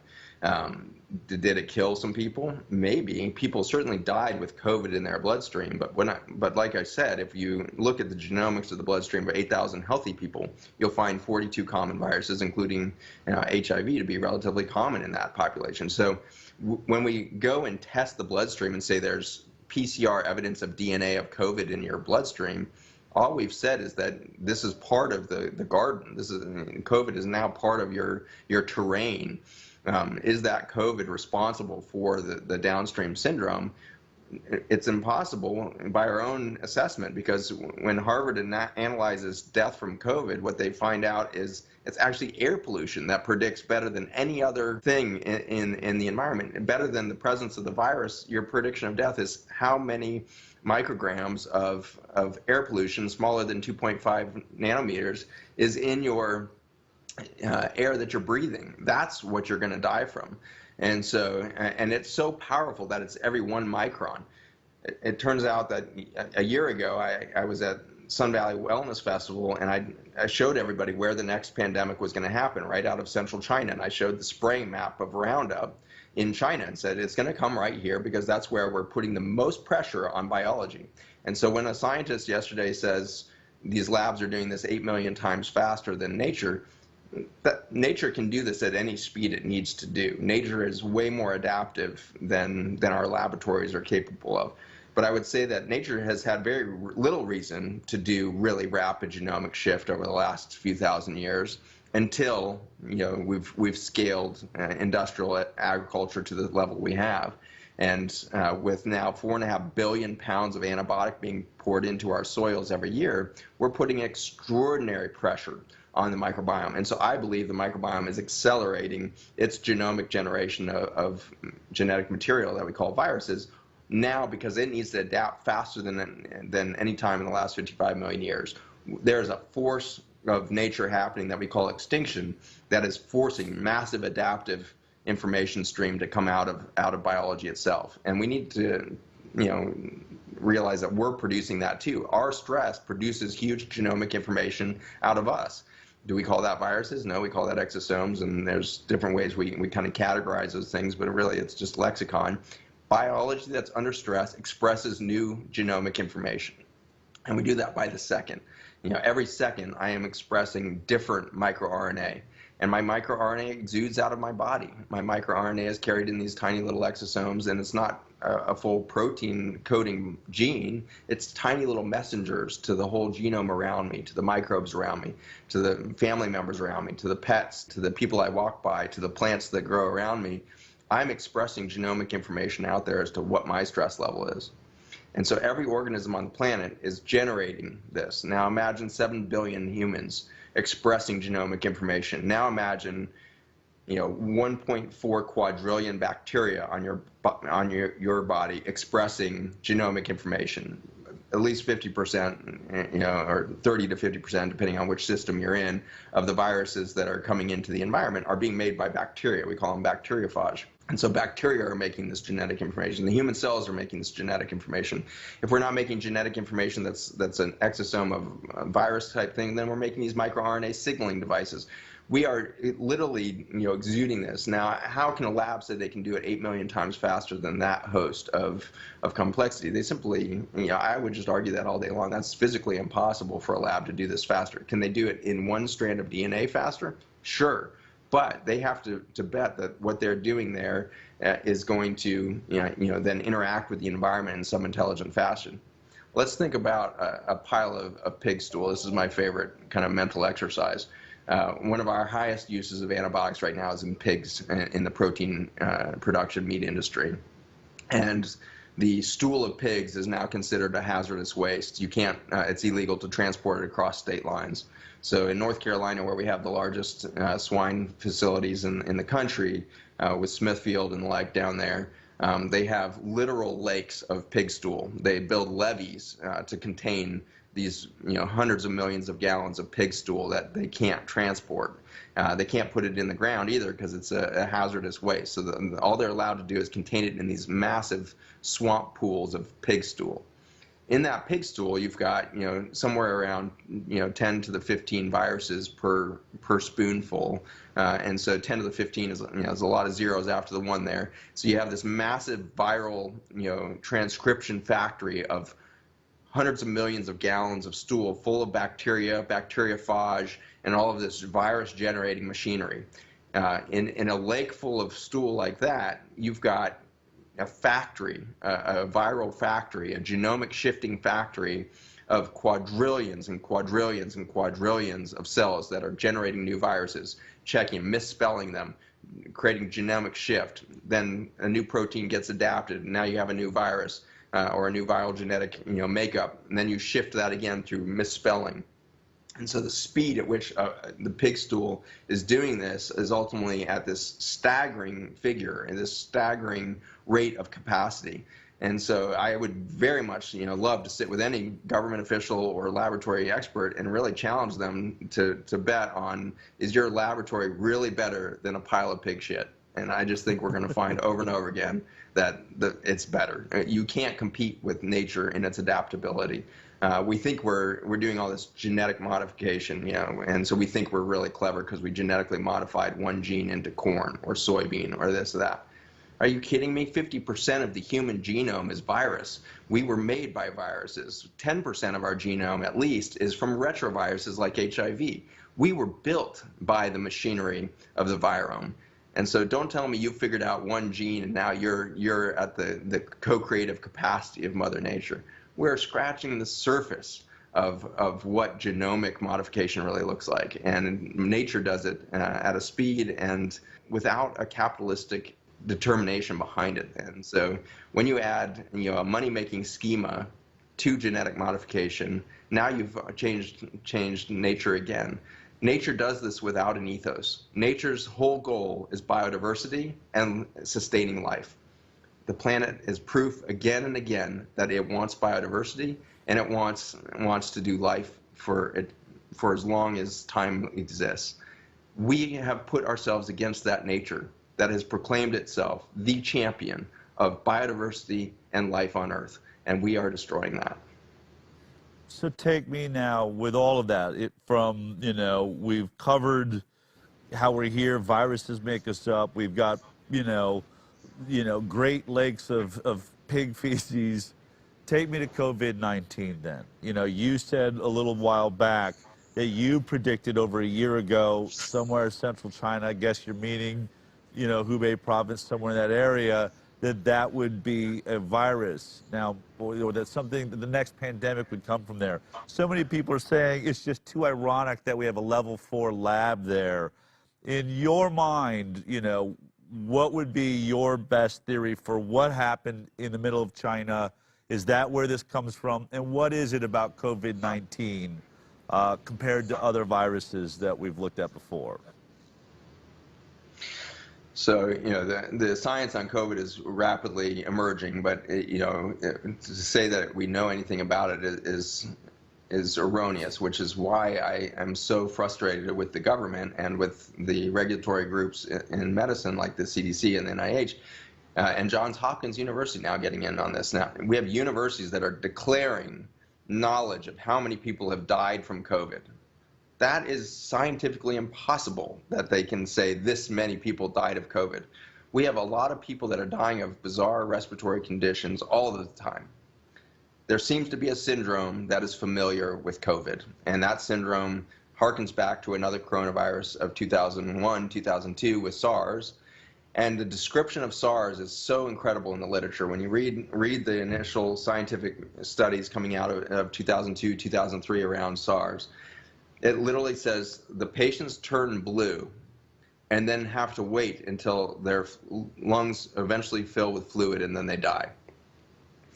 The course of events there is very important. They first turn blue before their lungs have fluid in them. And so there's not a respiratory failure that leads this thing. And then eventually with fluid in their lungs, they develop pneumonia and die. This is exactly what's happening with this COVID strain. So another coronavirus presenting with hypoxia, which is a loss of oxygen in tissue. So the patients are presenting blue and with these remarkably low numbers of oxygen, in the bloodstream. And yet a lot of them look pretty comfortable. They're not breathing fast. They're not, in any distress. And so the doctors are freaking out, trying to figure out, why is this patient sitting here talking to me with an oxygen level this low, blue in the face, and going into multi-organ failure? Liver is the number one thing. When they screened, there was a nice article that showed what is the initial laboratories of 5,000 patients presenting with COVID like symptoms in New York. Of those 5,000 patients, the vast majority didn't even have fever. The average temperature was 37 degrees Celsius, which is a normal body temperature. And so they don't have fever, they don't have any signs of respiratory distress, and yet they have bump in liver enzymes. That's the only laboratory finding that seems to be consistent. Their white blood cells aren't elevated as if they have a virus. They don't have shift in triglycerides, suggesting some inflammatory event. And so there's nothing in that article I'm pouring through and like, show me the evidence that this person is having a viral infection. Show me the evidence that there's some signs in the immune system or otherwise that there's a virus at foot. Instead, they're dying of hypoxia. They have loss of oxygen at the tissue level, and their tissue is being starved of oxygen.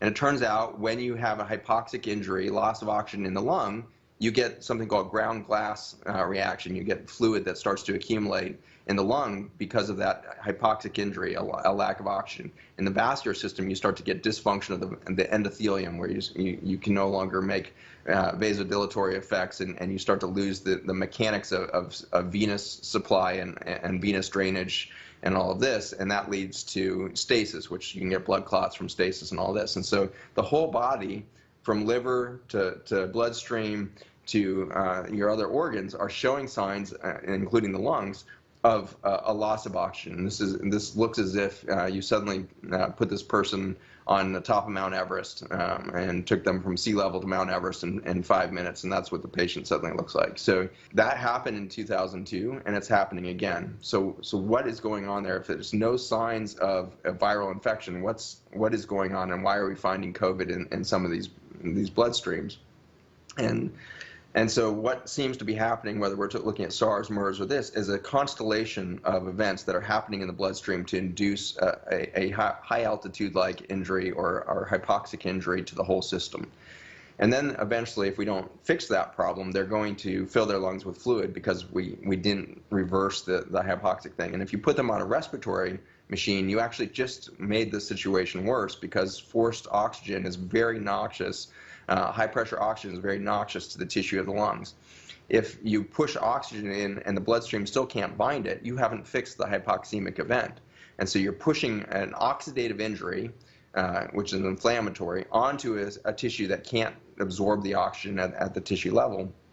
And so we know we're seeing extraordinary rates of death. 88% of people on a respirator in New York are dying.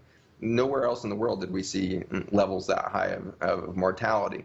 And so we are part of the problem when we keep thinking that we have a respiratory failure event. SARS to now, that's 18 years of science, has shown us that this is a hypoxic injury, not a viral infection type thing. So if it was a virus that was overwhelming your system, you would see your immune system respond appropriately. Fever can happen downstream in COVID, but it's not at the beginning of this infectious process. It's actually in week 2 that you tend to see the fevers spike up and all that. Again, 5,000 people presenting in New York, their body temperature as a population is stone cold normal at presentation. It's not until days later, when their fluids have filled with lungs in a hospital environment and now they have secondary bacterial infection, that they get the fevers.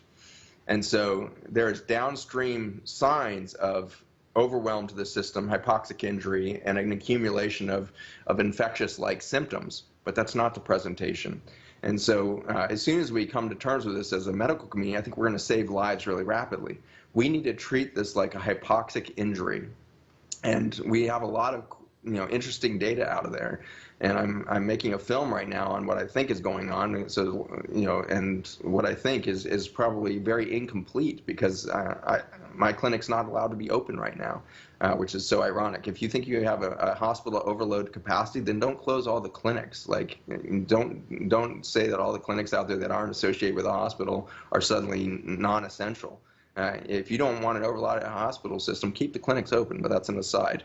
And so I haven't been able to treat those patients with this, but I offer it to any physician to start to explore this. Is we need to treat this as a hypoxic injury similar to cyanide poisoning. And so we need to start to put in the pieces to change the shape of the hemoglobin, which we can do. We know how to treat cyanide poisoning. Cyanide poisoning happens to present exactly like COVID syndrome, which is non-febrile, blue patient, with signs of liver failure and hypoxemic injury to the organs, developing later into respiratory death. And so we have a very well established treatment plan for cyanide poisoning, and it's 3 quick injections of a cyanide kit, and you're using things like sodium nitrate in there to change the shape of hemoglobin so that it can bind through methemoglobin the oxygen again.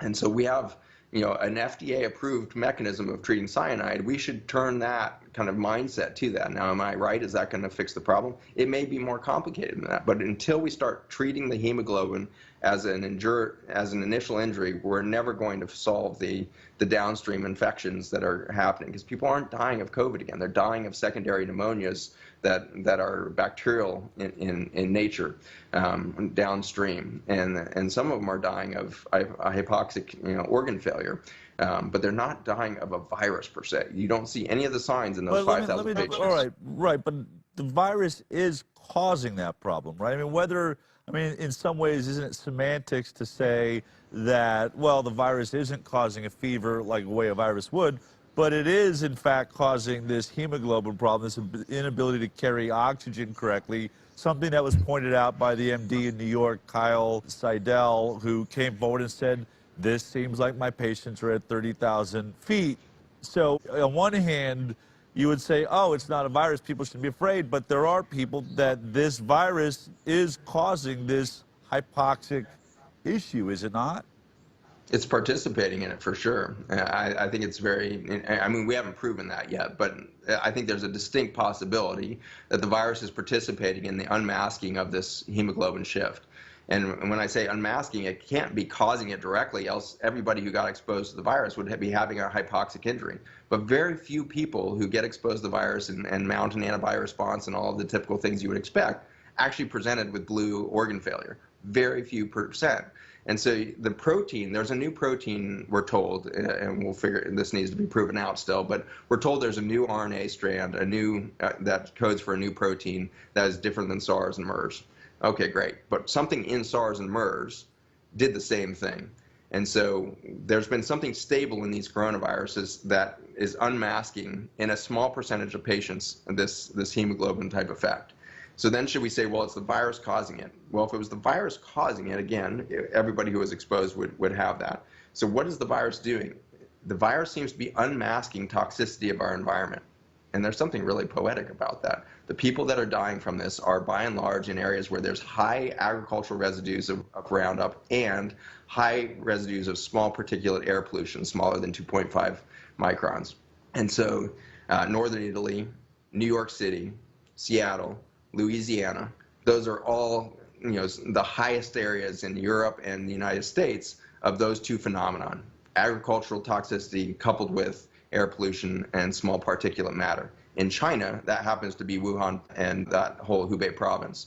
Hubei province has the highest Roundup and kind of destruction of the soils, and then Beijing and south of Beijing has the highest concentrations of the air particulate. And Hubei is toxic. We're talking about levels of micron particulate that are 40-fold that seen in New York. And so massive toxicity in the air pollution in Hubei.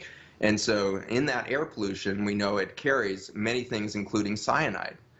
And so cyanide, we know, is a part of normal air pollution. In fact, a really nice, Earth Justice paper got released just months before this whole pandemic, story unfolded. There was a Earth Justice mandate for kind of a class action lawsuit demand on the EPA for not accounting and not doing anything about the rising levels of cyanide in many of the U.S. cities. And we were above, safe thresholds of cyanide over and over again, and there was nothing being done. And so Earth Justice recognized that, and then months later, we see people dying of something that looks like cyanide poisoning. And so what I think is interesting is the possibility that nature, in a toxic stew of dying soils in a glyphosate Roundup intense farming area of China, has unmasked the relationship of cyanide to hemoglobin. And is this an adaptive event happening as nature has exuded this? If this is a military operation, again, they are mimicking something that happened in 2001 too, and so it's not new. They've recreated, and it looks to have a much lower death toll than SARS did. SARS, we seem to have a death toll maybe around 8%, 10%. It's hard to know because we didn't really do good universal screening. May have been a lot of asymptomatic people with SARS too, but certainly this time around, I think we see a much lower mortality rate. It's down in that 0.1 to 0.3% range, probably something like that. The most recent Stanford study looking at Santa Clara as an entire city population is coming in around 0.1%, something like that. So, so we're somewhere around normal flu and mortality. So if it's new, if it's military, their agenda is not to kill people maybe, and they don't know what they're playing with. So is there a virus? Yes. What is it doing? It seems to be unmasking the toxicity of our environment that we've created. And the virus itself is not enough to cause the death. We have to have the perfect storm of air pollution. And every 1 micron increase has a 20-fold increase of death by that Harvard study. Every 1 micron of air pollution. And when I tell you there's 40 fold increases in that micron density in Hubei, the chances of having an epidemic of hypoxemic injury in there is catastrophically high. You're in the hundreds of fold increased risk of death by living in that environment. And so we saw the death rate suddenly drop to near zero, not because they were in confinement. I believe it was because if you look at the tracking of their air pollution levels, it went below 40 microns per cubic meter of air in the 2 weeks following the cessation of activity in Hubei. And so by stopping human activity, we took the cyanide out of the air and suddenly nobody was dying of COVID. Everybody's like suspicious, like China's lying, people must still be dying. And I love it that the United States always thinks that China's lying, always thinks that Russia's lying. Like that's our default mechanism. Like who do we think we're not lying? Like who in the media do you trust right now? Like who do you think's not lying here? Like, and suddenly it's China that's lying? United States of America, if you keep, having this superiority complex over the Chinese, you are a fool, because we have hospitals that can't even figure out how to get masks on their doctors and nurses because they don't know how to produce a mask because China produces it for us. Right. And so we are so lazy, ultimately. We are so lazy and so capitalistically oriented that we didn't even consider the repercussions of a mask that was 7 cents cheaper to make in China than the United States, so we outsourced it. And so we are not ingenious when it comes to knowing threat, knowing security. We are reactive, and we are pissed off at the world, and we're fear, and we blame China, and we blame this and that. We have nobody to blame but ourselves for our inability to be prepared, for our lack of forward prospective preparation for something like this. We have really dismal track record for truth and justice in this country over the last 20, 30 years. It's really eroded, and so we need to look at the fact that we are a collapsing empire. And this COVID thing is a massive distraction to the fact that we have massive economic instability in this country that is mainly being driven, I believe, by a $3.7 trillion healthcare industry that can't keep up with the rate of chronic disease development. So let me ask you this. So let me just, we look at China, we look at America. America now has this skyrocketing death rate. I think it's going to get very interesting. We know that many of those numbers are bloated. Everybody that's got, as you said, is testing positive COVID, with COVID, is dying from COVID. I think you're going to see them retracting back those numbers as it starts making Anthony Fauci look bad. It's going to make Andrew Cuomo look bad. It's going to make Deborah Birx look bad. And I think you're going to see them realizing they've made a tragic mistake by trying to bolster what appears to be a fear to get America to respond correctly. They're now going to say, wait a minute, we look like we've handled this worse than everyone else in the world. But specifically, I want to talk about the lockdown, because a lot of studies now coming out show that China was already past its peak before they locked down, that it was probably ineffective. I think if you're going to point to a country that locked down pretty early, it would be America. I think we stopped travel earlier than most. We moved in this lockdown, and yet the former head has come out and said, we haven't seen the kind of declines that we were expecting to see at this point.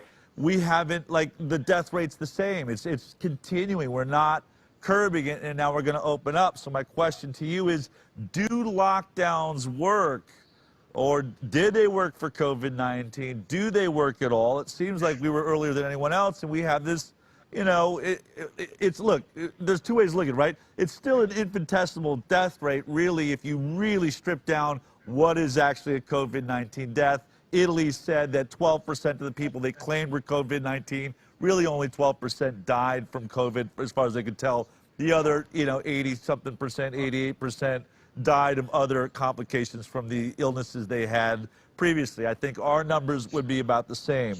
But does a lockdown, you study viruses, you study bacteria, the biome, can we stop the biome in its natural proliferation by locking ourselves down, I guess, is ultimately the question.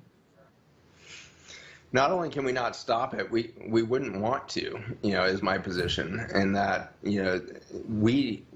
the adaptation speed of the planet is determined by airflow on this planet. And so genomic information didn't wait for humans to show up. Viruses have been transiting our globe since long before humans showed up. In fact, without that virus, parade of genetic information mixing with the milieu of life and, informing the milieu of life over billions of years, we would not have even shown up. And so we know that viruses can travel rapidly around the planet without human travel, without It's not airplanes? Because we're being told it's airplanes, right? Airplanes are what are delivering the viruses. That's now called aerobiology, which is the whole science of how airplanes, move viruses around quicker. If it's quicker, you're talking about a number of days, down to probably 3 to 5 days, because all you have to do is wait for the air to traffic across the Pacific Ocean. So at most, you're looking at a couple weeks where the air is traveling. So there's two ways that viruses have been measured to move. One is through respiratory spit, and this is the one that gets all of the attention from the mask people. And so the people that want you to put a mask on, the people that want you to go self-sequester, are studying the droplets, and the droplets in your respiratory state that carry virus go about three feet. And so if that was how viruses traveled, then airplanes would be super important in the movement of viruses around the planet. But of course, we had viral transmission around the globe before we developed air travel. And there's again the possibility that we can change the concentration of the virus in different environments, but we're not going to eliminate the virus by eliminating air travel. And so the evidence of this continues to come out. The virome is just beginning to be studied, I think, effectively. But a really cool study looking at in Spain recently demonstrated that you could find the same viral particles in ice caps nearly at the same time that you would find the virus in desert systems and all of that around Europe. So looking across Europe, all of the different vast different ecosystems, most of them uninhabited by humans, and they were showing viruses showing up almost simultaneously seeming in these different environments. And so what they are studying now is the other half of viral transmission, which is aerosols. And so droplet or liquid-based transfer goes 3 feet. Aerosols, where you're not attached to a liquid droplet, but you're actually airborne and you're surrounded by a pocket of air rather than a pocket of liquid, those can travel great distances, and they survive much longer, interestingly, than if in liquid. And nobody's really worked out why or what the protective mechanisms are, but dust particles will select around that. Interestingly, we can screw up the normal distribution of a virus by air pollution. And so some really cool studies looking at flu are showing that in areas of high air pollution, we can have an abnormal density of virus transmission through aerosolized particles because they bind to the air pollution itself. And so again, I would argue that we will completely cease any future coronavirus pandemic if as soon as we see a strain come out, we instantly stop traffic. And everybody has to go to bicycles, skateboards, roller skates, and the rest and carry on their life normally. If we do that, then aerosolized virus will spread over the earth over the course of a few weeks and months and will spread itself out in a very even distribution. And we won't have these pockets of high-density viruses in the pockets of high-density humans, and so we won't see the same penetration into that biology. In addition, we won't see the cyanide poisoning and the air pollution poisoning that increases the risk of death from many of these respiratory viruses. And so a very simple approach would be every fall we should adopt the technique of we're going to be a public transit only community, and so every October, November, when our vitamin D levels start dropping and we lose the intelligence of the soil, reabsorption of carbon substrates, the amount of carbon in the atmosphere is near zero by October. All of the greenery of spring, summer, and fall have sucked in all of the CO2 and methane, where there's maybe a substrate of 3% or 4% of our total carbon left over at the end of that time. And then between October and January, which is right when our quote-unquote flu season happens, the amount of CO2 and methane in the atmosphere blows up, and it goes berserk until about June. And so the reason why we see flu season correlates perfectly with carbon in the atmosphere due to natural soil cycles, and we call that flu season. I don't think there's any proof at all that flu is causing this perfect seasonal change, because the virus doesn't care what season is. The virus can be made by any human cell, any time of year, all of the time. What seems to change its activity is the amount of CO2, methane, and other carbon substrates that we create through our transportation and other mechanisms, and then we create flu season. We create a syndrome of respiratory death and dis-ease that is actually a natural cycle of the quiescence of the microbiome of the soils not participating in that same respiratory cycle. And so the respiratory system of the whole planet, including humans, starts to fail in that quiet state, and death happens. And that happens in nature in a massive way. We call that fall and winter. And in that death, we reabsorb nutrients into the soil, and we get ready for an explosive new cycle of life. We need to come to terms with this is the viral phenomenon. The viral genome is expressing itself constantly, and when it is in a microbial diversity, when it is in this ecosystem of friendly, biodiversity, there is no death and disease. And then as the seasons carry on, we see death and disease accumulate. If we shift to bicycles and non-carbon emitting transportation in the fall, I think we will see a marked reduction in death from what we call flu season. The virus will still be present. We won't die from it. You're one of these guys that has a lot of different investigations go on, but you actually also work in hospice care, is my understanding. You work with the elderly. We're being told around the world by scientists that really predominantly these health issues you've described very well, and different reasons they may be caused, but not only is pollution part of it, but it's predominantly affecting people over the age of 65 with other comorbidities. I ask myself, 20 years ago, would we have just called these deaths old age? In some ways, are we just putting like defining something? Like people talk about this. We've never looked at flu like this. We've never test kitted, millions of people to see who actually got the flu. There's been a large, a large amount of science is just assumptions. Now we're, drilling down at it. You have scientists around the world, virologists, mathematicians, all saying, if we had done this with the flu, we could have made you panicked over the last, 20 years. We could show you this death rate every time and make it specific to an illness and freak everybody out. The media is a giant part of this. But specifically, because, you have worked with the care of elderly, I'm sure they're very concerned. What is it, what is the message there? Should we be afraid of dying as we get older? I have a mother-in-law who I am worried about in New York. I think New York's handling this in a terrible way. I think that you don't want to end up in a New York hospital. They're going to vent you, it seems. They're still stuck on that crazy approach, but I want her to feel safe. What is it that, those that are over the age of 65 what should we know about this? And specifically to that really small group that experience a much higher, rate of an acute reaction? These are great questions. So age is interesting, and if you look at the average age of death and this current pandemic as we track it, Northern Italy is 6 to 8 years older than Southern Italy, and so and it's one of the oldest countries in the world. Its average age is around 49 years of age. The United States and China are about 36 years of age. So we're 13 years younger as a population.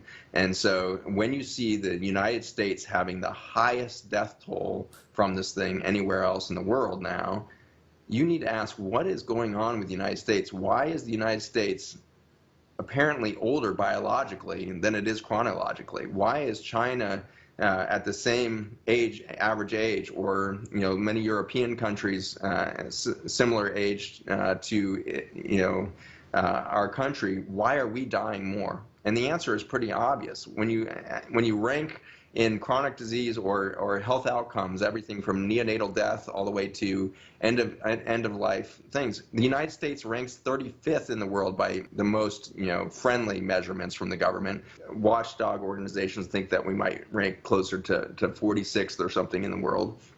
But we're somewhere between 35th and 49th in the world. So we're the tail end of all modern societies. We're at the very bottom of bottom of the Western list. So if you look at the top economies and industrialized nations, we're dead last of health outcomes. And so why is the United States dying, and why do we have so many examples of younger people dying? It's because we are sicker than any other nation.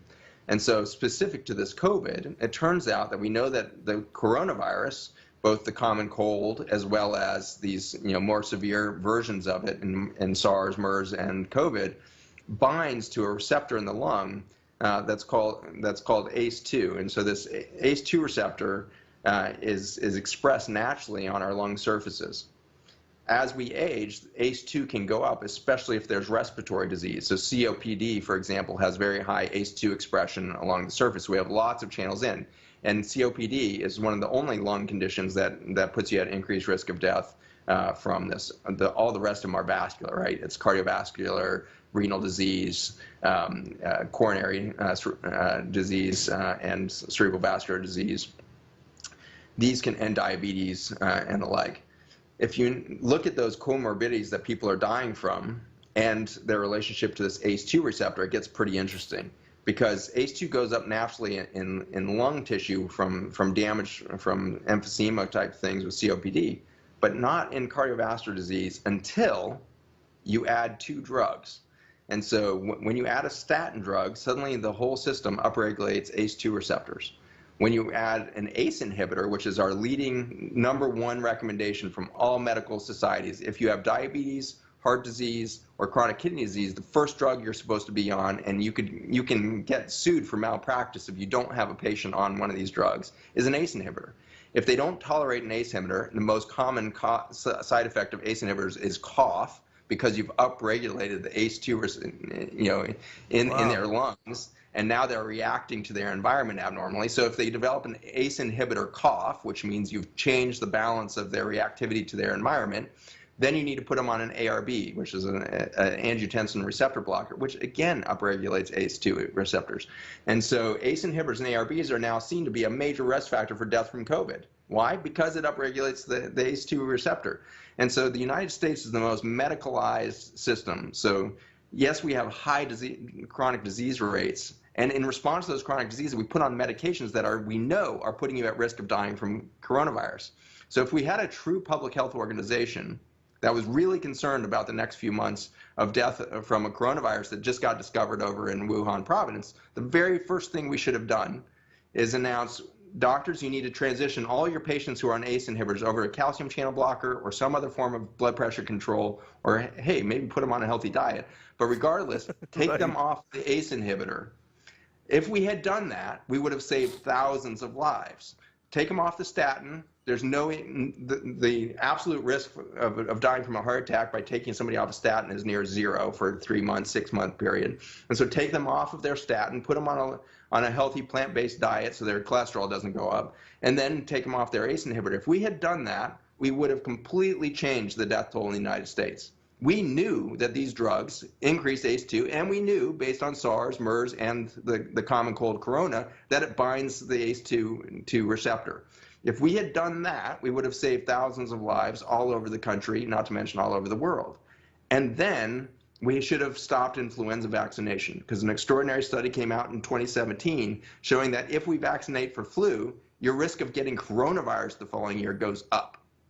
And this is not just corona, but 6 other common respiratory viruses, their risk goes up. And this is commonly seen. This is a well-described scientific phenomenon that if you get exposed to the real influenza, you develop what's called kind of this transverse immunity, where you get immunity to bugs that aren't even represented in influenza. You get this immune system intelligence, and you will now become resistant to other bugs. If you don't get flu and you're exposed to an abnormal protein within that flu virus, and so you have to mount a weird antibody to that, so you can't get your normal herd type or kind of immune system response to the environment, then you get increased risk of this. So what we should have done is, if we really believed that this thing was 10 times more deadly than flu, actually they said at the beginning it was 100 times more deadly than flu. Right. If they really believed that, then in December they should have frozen all influenza vaccines. Said no more influenza vaccines, come off your ACE inhibitor and your ARB and your statin drug. Don't get influenza vaccine. We're going to cruise through this season because we have a new strain. We didn't do any of those things. We know that science. NIH knows that science. CDC knows that science. We did not make public health moves to protect the community from coronavirus. Why? I think we kind of knew. Well, I knew right away, just because I have a calculator. Anybody with a calculator, as soon as the first cruise ship stopped in Oakland, we knew everything we needed to know about this virus. That nobody died on that ship. For 14 days, they were quarantined on that ship. It has a 5-day infectious period. You will develop symptoms in 5 days if you're going to develop symptoms at all. And so we should have seen high amounts of blue people and liver failure and all of that on that ship, because it was the worst population you could possibly isolate, because they had an average age over 70 on that ship, and there were children running around. So you've got children, which are the best microbiome swappers outside of dogs. Dogs are definitely our best, but kids are this awesome gift that they're so good at microbial communication. And so you got kids running around the ship. You've got old people. They're sequestered, and they didn't sequester. They didn't quarantine those patients away from each other in those initial couple of weeks. And so it should have been massive death toll on that ship, and yet nobody was even critically. I think 1 or 2 people came off critically ill. The rest of the 3,700 people weren't even. There was only 100 or so that were showing symptoms at the end of the 14 days. A few people weeks later died, and we said they died of coronavirus. Coronavirus was definitely in their experience. It was present. May have contributed in some way, unmasking toxicity of their statin drugs and their ACE inhibitors and their flu vaccine that they got. But ultimately, we knew that the death toll on that ship was low enough that if we extrapolate over the United States, we would see somewhere around a death toll of 0.1%, maybe 0.3% at worst. And we know that flu can, in 2017 was causing a 7% mortality rate. So we knew at the beginning that this was not going to be some massively fatal thing unless we managed it wrong, and we did. Instead of learning from the past, we treated this like this was a vicious virus, and every death that happened got blamed on corona instead of our mindset. Our mindset of physicians that this is respiratory failure and I need to put this patient on a respiratory, that mindset was killing people. We weren't responding to the real things below our fingertips, because as physicians, frankly, we have been brainwashed away from using our eyes, our nose, our fingers, and our sensory system to look at a patient. We don't believe anything until it comes through a serologic laboratory study or an MRI machine. If we don't do those two things, we have not been given permission to have any trust in our own intuition, our own massive capacity for quantum computation and intelligent decision making. That's been taken away from us, and we're threatened with lawsuits if you don't have the MRI and serologic data to back up your plan. We can't move. We are paralyzed as a medical system, paralyzed by the fear of doing the wrong thing, doing something outside of the current paradigm. And so for that, we are losing our patients. And so next winter, all of the physicians answering, knowing what you know, what are you going to do next fall? Are you going to vaccinate your patient? Because we know there's probably one more season where we'll see COVID in the environment. It takes 2 years for these coronaviruses to leave. By the way, know that this will be gone. Again, I said it earlier in the show, but it's very important, America, world. This virus will be gone by next summer. And when they come out with a vaccine next year, they're going to say that the vaccine eliminated the virus.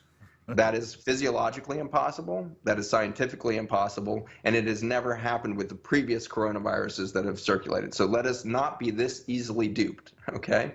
Right. Another show, we can talk about whether I believe in vaccines or not. I think that there is an intelligent way we could go about understanding vaccines in the future. But since 1986, you know better than anybody else, we have not been testing for efficacy and safety of our vaccines. So are vaccines important? Is Zach against vaccines? No, Zach is fully for an intelligent, microbiome-informed new model for childhood immunity and vaccination. That's what I want people to sign on to. And so as an invitation on the tail end of this film will be an invitation to go to my website and sign a petition as a physician or scientist to sign up for healthy child immunity and intelligent vaccination. We need to bring the new science of the last 30 years to the microbiome to update our understanding of our relationship to the microbiome, and we need to stop seeing ourselves at war with it. We need to see ourselves as an ecologic member. We are a member within this microbial community. We are an ecosystem in and of ourselves, and we need to now advance the science of vaccination to understanding that exquisite role of microbes in our genome, microbes in our immune system responsiveness, microbes in our capacity to adapt and resist cancer and the chronic diseases that are truly threatening life on Earth. Just as we sort of finish this up, we've talked about all of what the virus does. What about the damage? I mean, you also work with elderly. We're locking elderly away. They're not being visited by their families. People are dying all by themselves in hospitals. People aren't being able to go to memorial services and go through the experience of releasing these people and their family. We have literally become virtually, you know, I would say inhuman towards those elderly that are in end-of-life scenarios, whether it's COVID caused or a heart attack that happened because they didn't have a hospital. What is the hope for the future? Is there hope in this? What are we to learn as we move forward? Because on one level, you know, you've described the weeds as being important. They're just like viruses are important, but our human connection too is so important to this. Do you have any thoughts on the result of the disease or the infection, which I would call our lockdown? Our, as you said, our incorrect approach is its own disease of mindset. What would you like people to know, as you know, as a career, you stare into the eyes of these people that are going to have this transition period? Should we be afraid of death? Are we dying? Is this inhumane? Is there hope for us to move forward, or are we just looking into a dark world as, you know, that's now out of our control?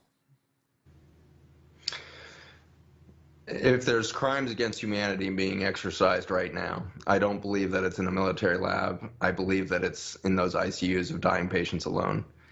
In what time in history have we decided that we need to, en masse, let people die alone? Marines are taught to never leave a soldier on the battlefield. Marines will literally charge into machine gun fire, into rocket fire, to go grab that injured soldier so that they don't die alone in enemy hands. What level of fear have we induced in mankind that we are letting our revered elderly and our young people who are dying from these conditions die alone?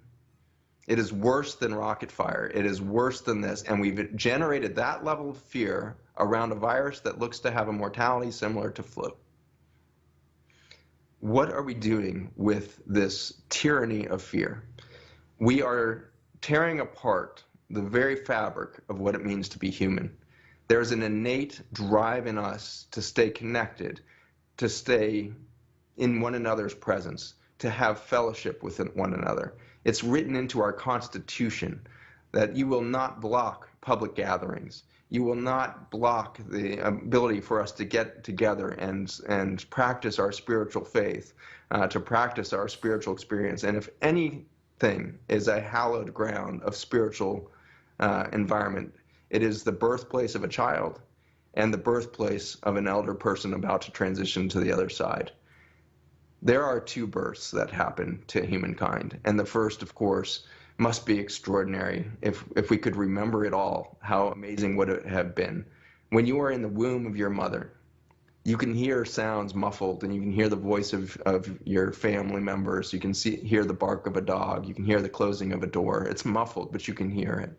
You can see the light filtering through in the morning through the skin of your mother's belly and through the wall of the womb. You can see these transitions of shadows moving by. You can see this beautiful world, and it's all in red hues. It's reds and oranges, like an eternal sunset happening around you. And then there's peaceful darkness in the night, and it's silent, and you've got your mother's heartbeat right next to you, and you've got this extraordinary holy of holies, this protected space that you're in. Then suddenly, at the end of 9 months, your entire human existence so far only knows this space. You have this catastrophic event where intense pressure is put on you, and you're being covered in microbes as you go down this, and your immune system has never seen this. Your whole body has never seen this whole body of life that's coating you, and you're in this transit of dark tunnel and compression. Your heart rate is 180 and pushing 250 at moments, because you are in this intense physiologic pressure state, and you think you are dying. I think that must pass the tissue levels possibilities. I think I'm dying because the light is gone, and all I hear is crushing pressure, and all I'm experiencing this. And then suddenly you're in the light, all the pressure is gone, and you can't believe the beauty around you. The face of your mother is mind-boggling. There's 1,000 colors in just the iris of her eye that's looking in your face. And you're staring at that for a second, and then there's this like halo of light and color from this explosion of filaments out of your mother's head that we call hair, and it's creating these rainbows of color. And so all you can do is stare above your mother's hair and look at that for a while. And then suddenly there's this extraordinary scene as it unfolds of greens and blues and your first sunset. You can't believe how beautiful the world is. And then we go through a forgetting of the magic that we are alive right now. And we forget that we are in an exquisite miracle of beauty every day.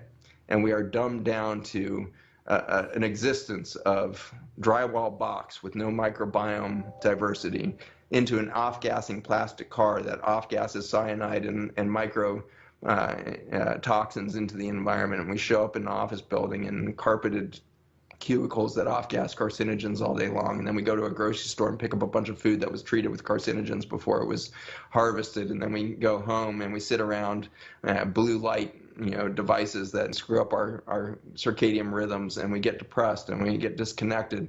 And then we go through this extraordinary event, and suddenly there's darkness in an ICU, and your eyesight is failing, and you're starting to see things through the glass darkly again, and you see shadows, and you see this, and there's an intense sense of pressure as your body starts to collapse in on itself. You can't breathe, your heart rate's failing, everything's starting to go, and then you go into this dark tunnel. You can hear voices perhaps, and you have this overwhelming sense of biology is being crushed into oblivion right now. And then you come out the other side, and it's more beautiful and more bright than you could have ever imagined. And then suddenly that doctor resuscitates you and pulls you back into the body. And you tell that doctor, it's so much prettier on the other side. I'm ready to go. I'm ready to rebirth. I just found out that I'm fully accepted on the other side. I'm a beautiful creature of light energy, and I am excited to be there. The danger that we have right now is not a virus. The danger that we have right now is that we have sterilized ourselves from death. We have created sterility around the death moment, which is ultimately our reason we're here. We are here for a transformative experience where we find out we are not biologic, we are spiritual beings. We are light beings. We are spiritual beings trapped in a biologic shell for a moment. And we have learned to fear all of that. And for that, we are missing the beauty of life. We are missing the beauty of the face of our lovers, of the face of our children.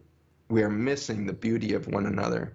And we are letting each other die alone out of fear of some genetic material that floats through the air and has since the beginning of time. We have the wrong story going on. And it is not a conspiracy theory. It is not some government laboratory. It is the human emotion of fear. And we are afraid of our own death. which is our rebirth. We need to reorient ourselves to life. We need to put into line not just our medical system. We need to put into line our manufacturing and consumer goods industries. We need to put into line our energy and transportation industries in line with biology. It has shown us how to produce energy cleanly. It has shown us how energy is produced at the cellular level. We could do that. We could put all of it back in line. And first and foremost, we need to celebrate life and stop fearing death. And we will act much differently towards each other. We don't need a revolution. We need an evolution. We need to evolve past our fear. And we need to find love. And love is not a thing. It's not something to be grabbed. It is an experience. And I believe it is, through the wisdom of one of my deep friends, Patrick Gentempo, gave me this extraordinary gift last year. Love is not the fabric of everything. The fabric of everything is beauty. And our reaction to seeing the beauty is love. If you feel unloved, if you feel like you don't know what it means to love yourself or your loved one who is dying right now, then stop trying to generate the human emotion of love and start witnessing the beauty, and then you will experience the love. We need to see the beauty of the virome. We need to see the beauty of the microbiome. We need to see the beauty of a human breath. We need to see the beauty of a planet that can breathe when given the opportunity. We need to see the beauty of human touch, a hug. When we go back to a normal, I hope it's not the old normal. We need to find a new normal in these coming weeks. When they say you can go back to your normal activities, do not go back to your normal activities. Act much differently. See the beauty everywhere. Engage with the beauty, most of all in your fellow humanity. And let's love each other in the experience of each other's beauty to realize a much different future. Thank you, Zach. I think I want to leave it there. I think that is our message moving forward. We must not go back to normal. You're right. We are far more spectacular than being normal. Thank you for taking the time, Zach. Take care. Thank you all. For the thousands and thousands of you that are still tuned in, I want to let you know you just broke every rule I ever learned making television. That goes for the executive producing staff here that we brought over from CBS. We were told you have to keep things under 2 minutes. People cannot stay focused. They can't understand. But as I've said to you from the beginning, The High Wire is not like any other show. I'm not here to convince you of something or give you a headline. I want you to be involved in the process of caring what people say. I have always been passionate about doing interviews, and I'm really tired of getting to be the one when I worked in television to meet these incredible people, hear this incredible story, and then bring a 3-minute version of it to the public. You just heard, I think, one of the most incredible dialogues that I get to have. I felt honored to get to have that conversation with a mind like Dr. Zach Bush. I think many of us will go back and watch that over and over again to really try and absorb all that was said there. I know that if you're here, you were affected the same way. Please share that interview. I think that we now have got to start working towards an evolution. We've got to put away all of the things that have kept us locked. We all have blind spots. Every one of us, I could tell, was challenged by some part of that interview. Zach is covering so many different things, and maybe he doesn't get it all perfectly right. Only history will tell us that, but what you're listening to is a scientist with an open mind, and that's how we all need to move forward. How do we make this world a better place? You know, what have we changed? What's different? Are viruses or bacteria any different than they were before? If you want to continue to see work like this, then please sponsor us. Donate $20 for 2020 to The High Wire. It's so critical. It's making all of this possible so that we're not just delivering you headline news. We are delivering master classes for all of us to figure out how to have a better world and be better people. When I think of how I was raised, I think back, to the 1960s. And when we were looking at, there was we think about where were viruses, and we talk about the Spanish flu, or we talk about SARS or MERS. You know what was interesting? There were some articles that came out talking about in 1968 the Hong Kong flu. This was a flu that was incredible. It swept the world. It even infected whales, apparently, as headlines as we looked back at it. I guess that was their way of trying to scare the public then. But the Hong Kong flu, there's a great article. This is a couple of quotes from this article just last week. In 1968, says Nathaniel L. Moore in National Interest, the H3N2 pandemic killed more individuals in the U.S. than the combined total number of American fatalities during both the Vietnam and Korean wars. It ultimately killed 100,000 people in the U.S., mostly over the age of 65, and 1 million worldwide. This happened, folks. Lifespan in the U.S. in those days was 70, whereas it is 78 today. Population was 200 million as compared with 328 million.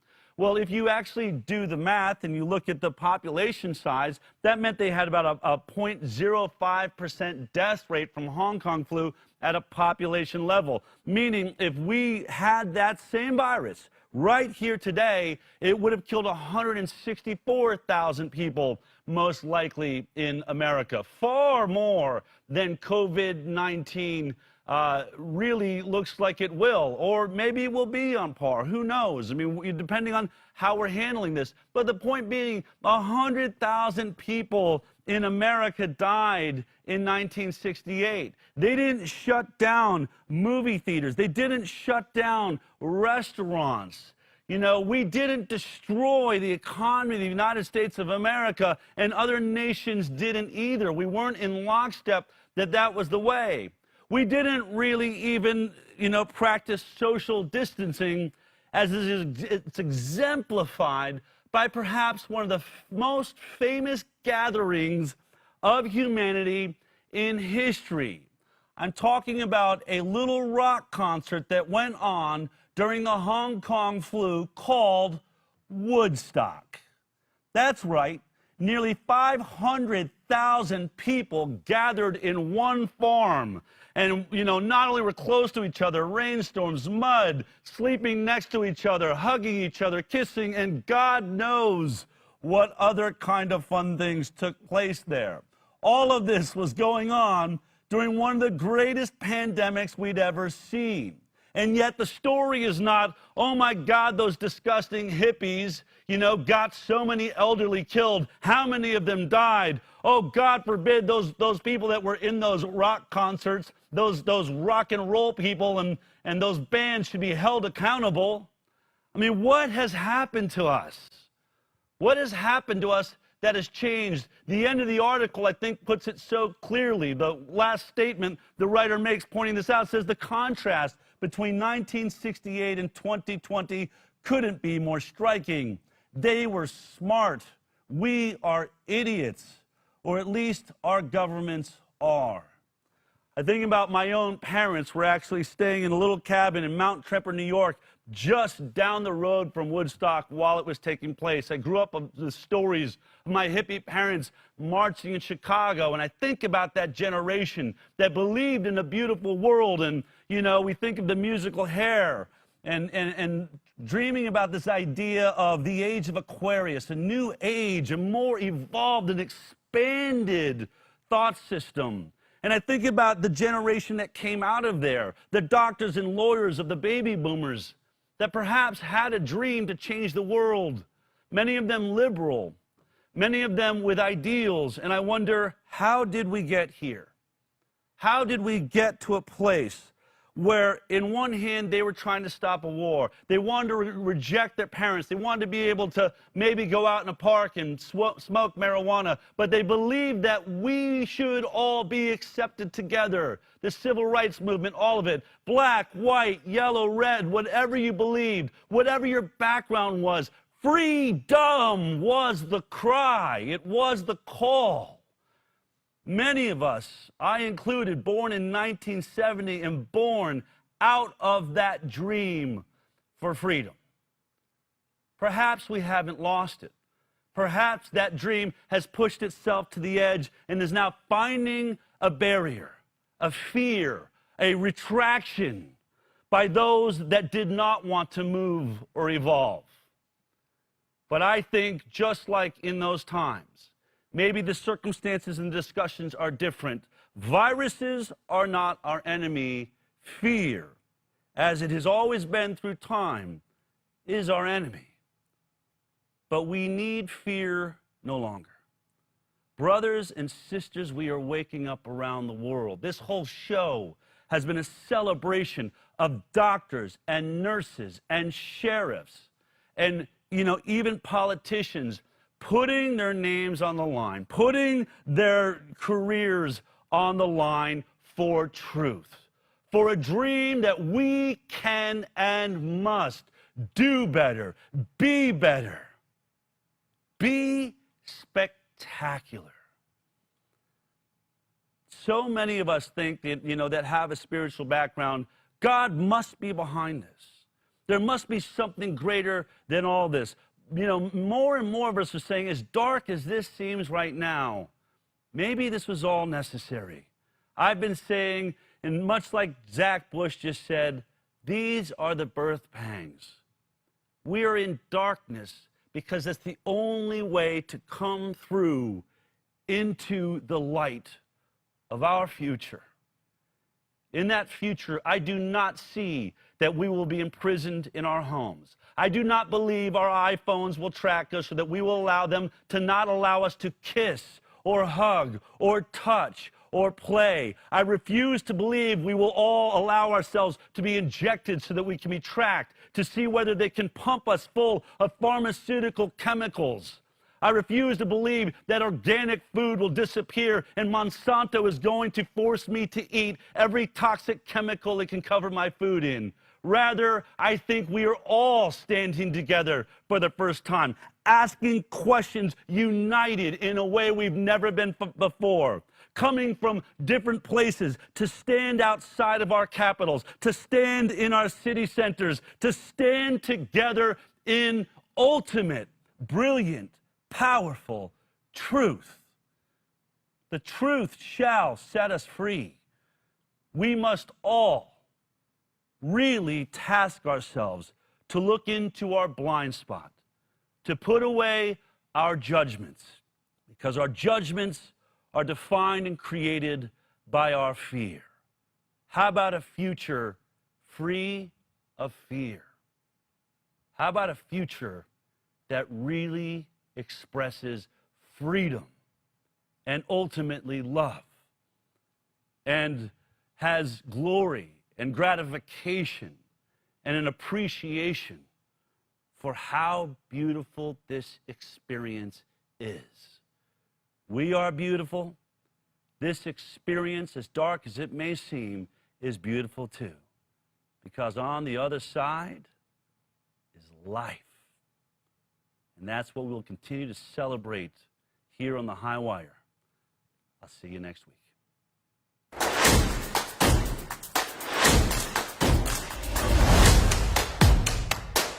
Thanks for watching, and thank you for being a High Wire insider. Be sure to share this show with your friends on Facebook, YouTube, Periscope, and Instagram, because knowledge is power, power is freedom, and we need all we can get.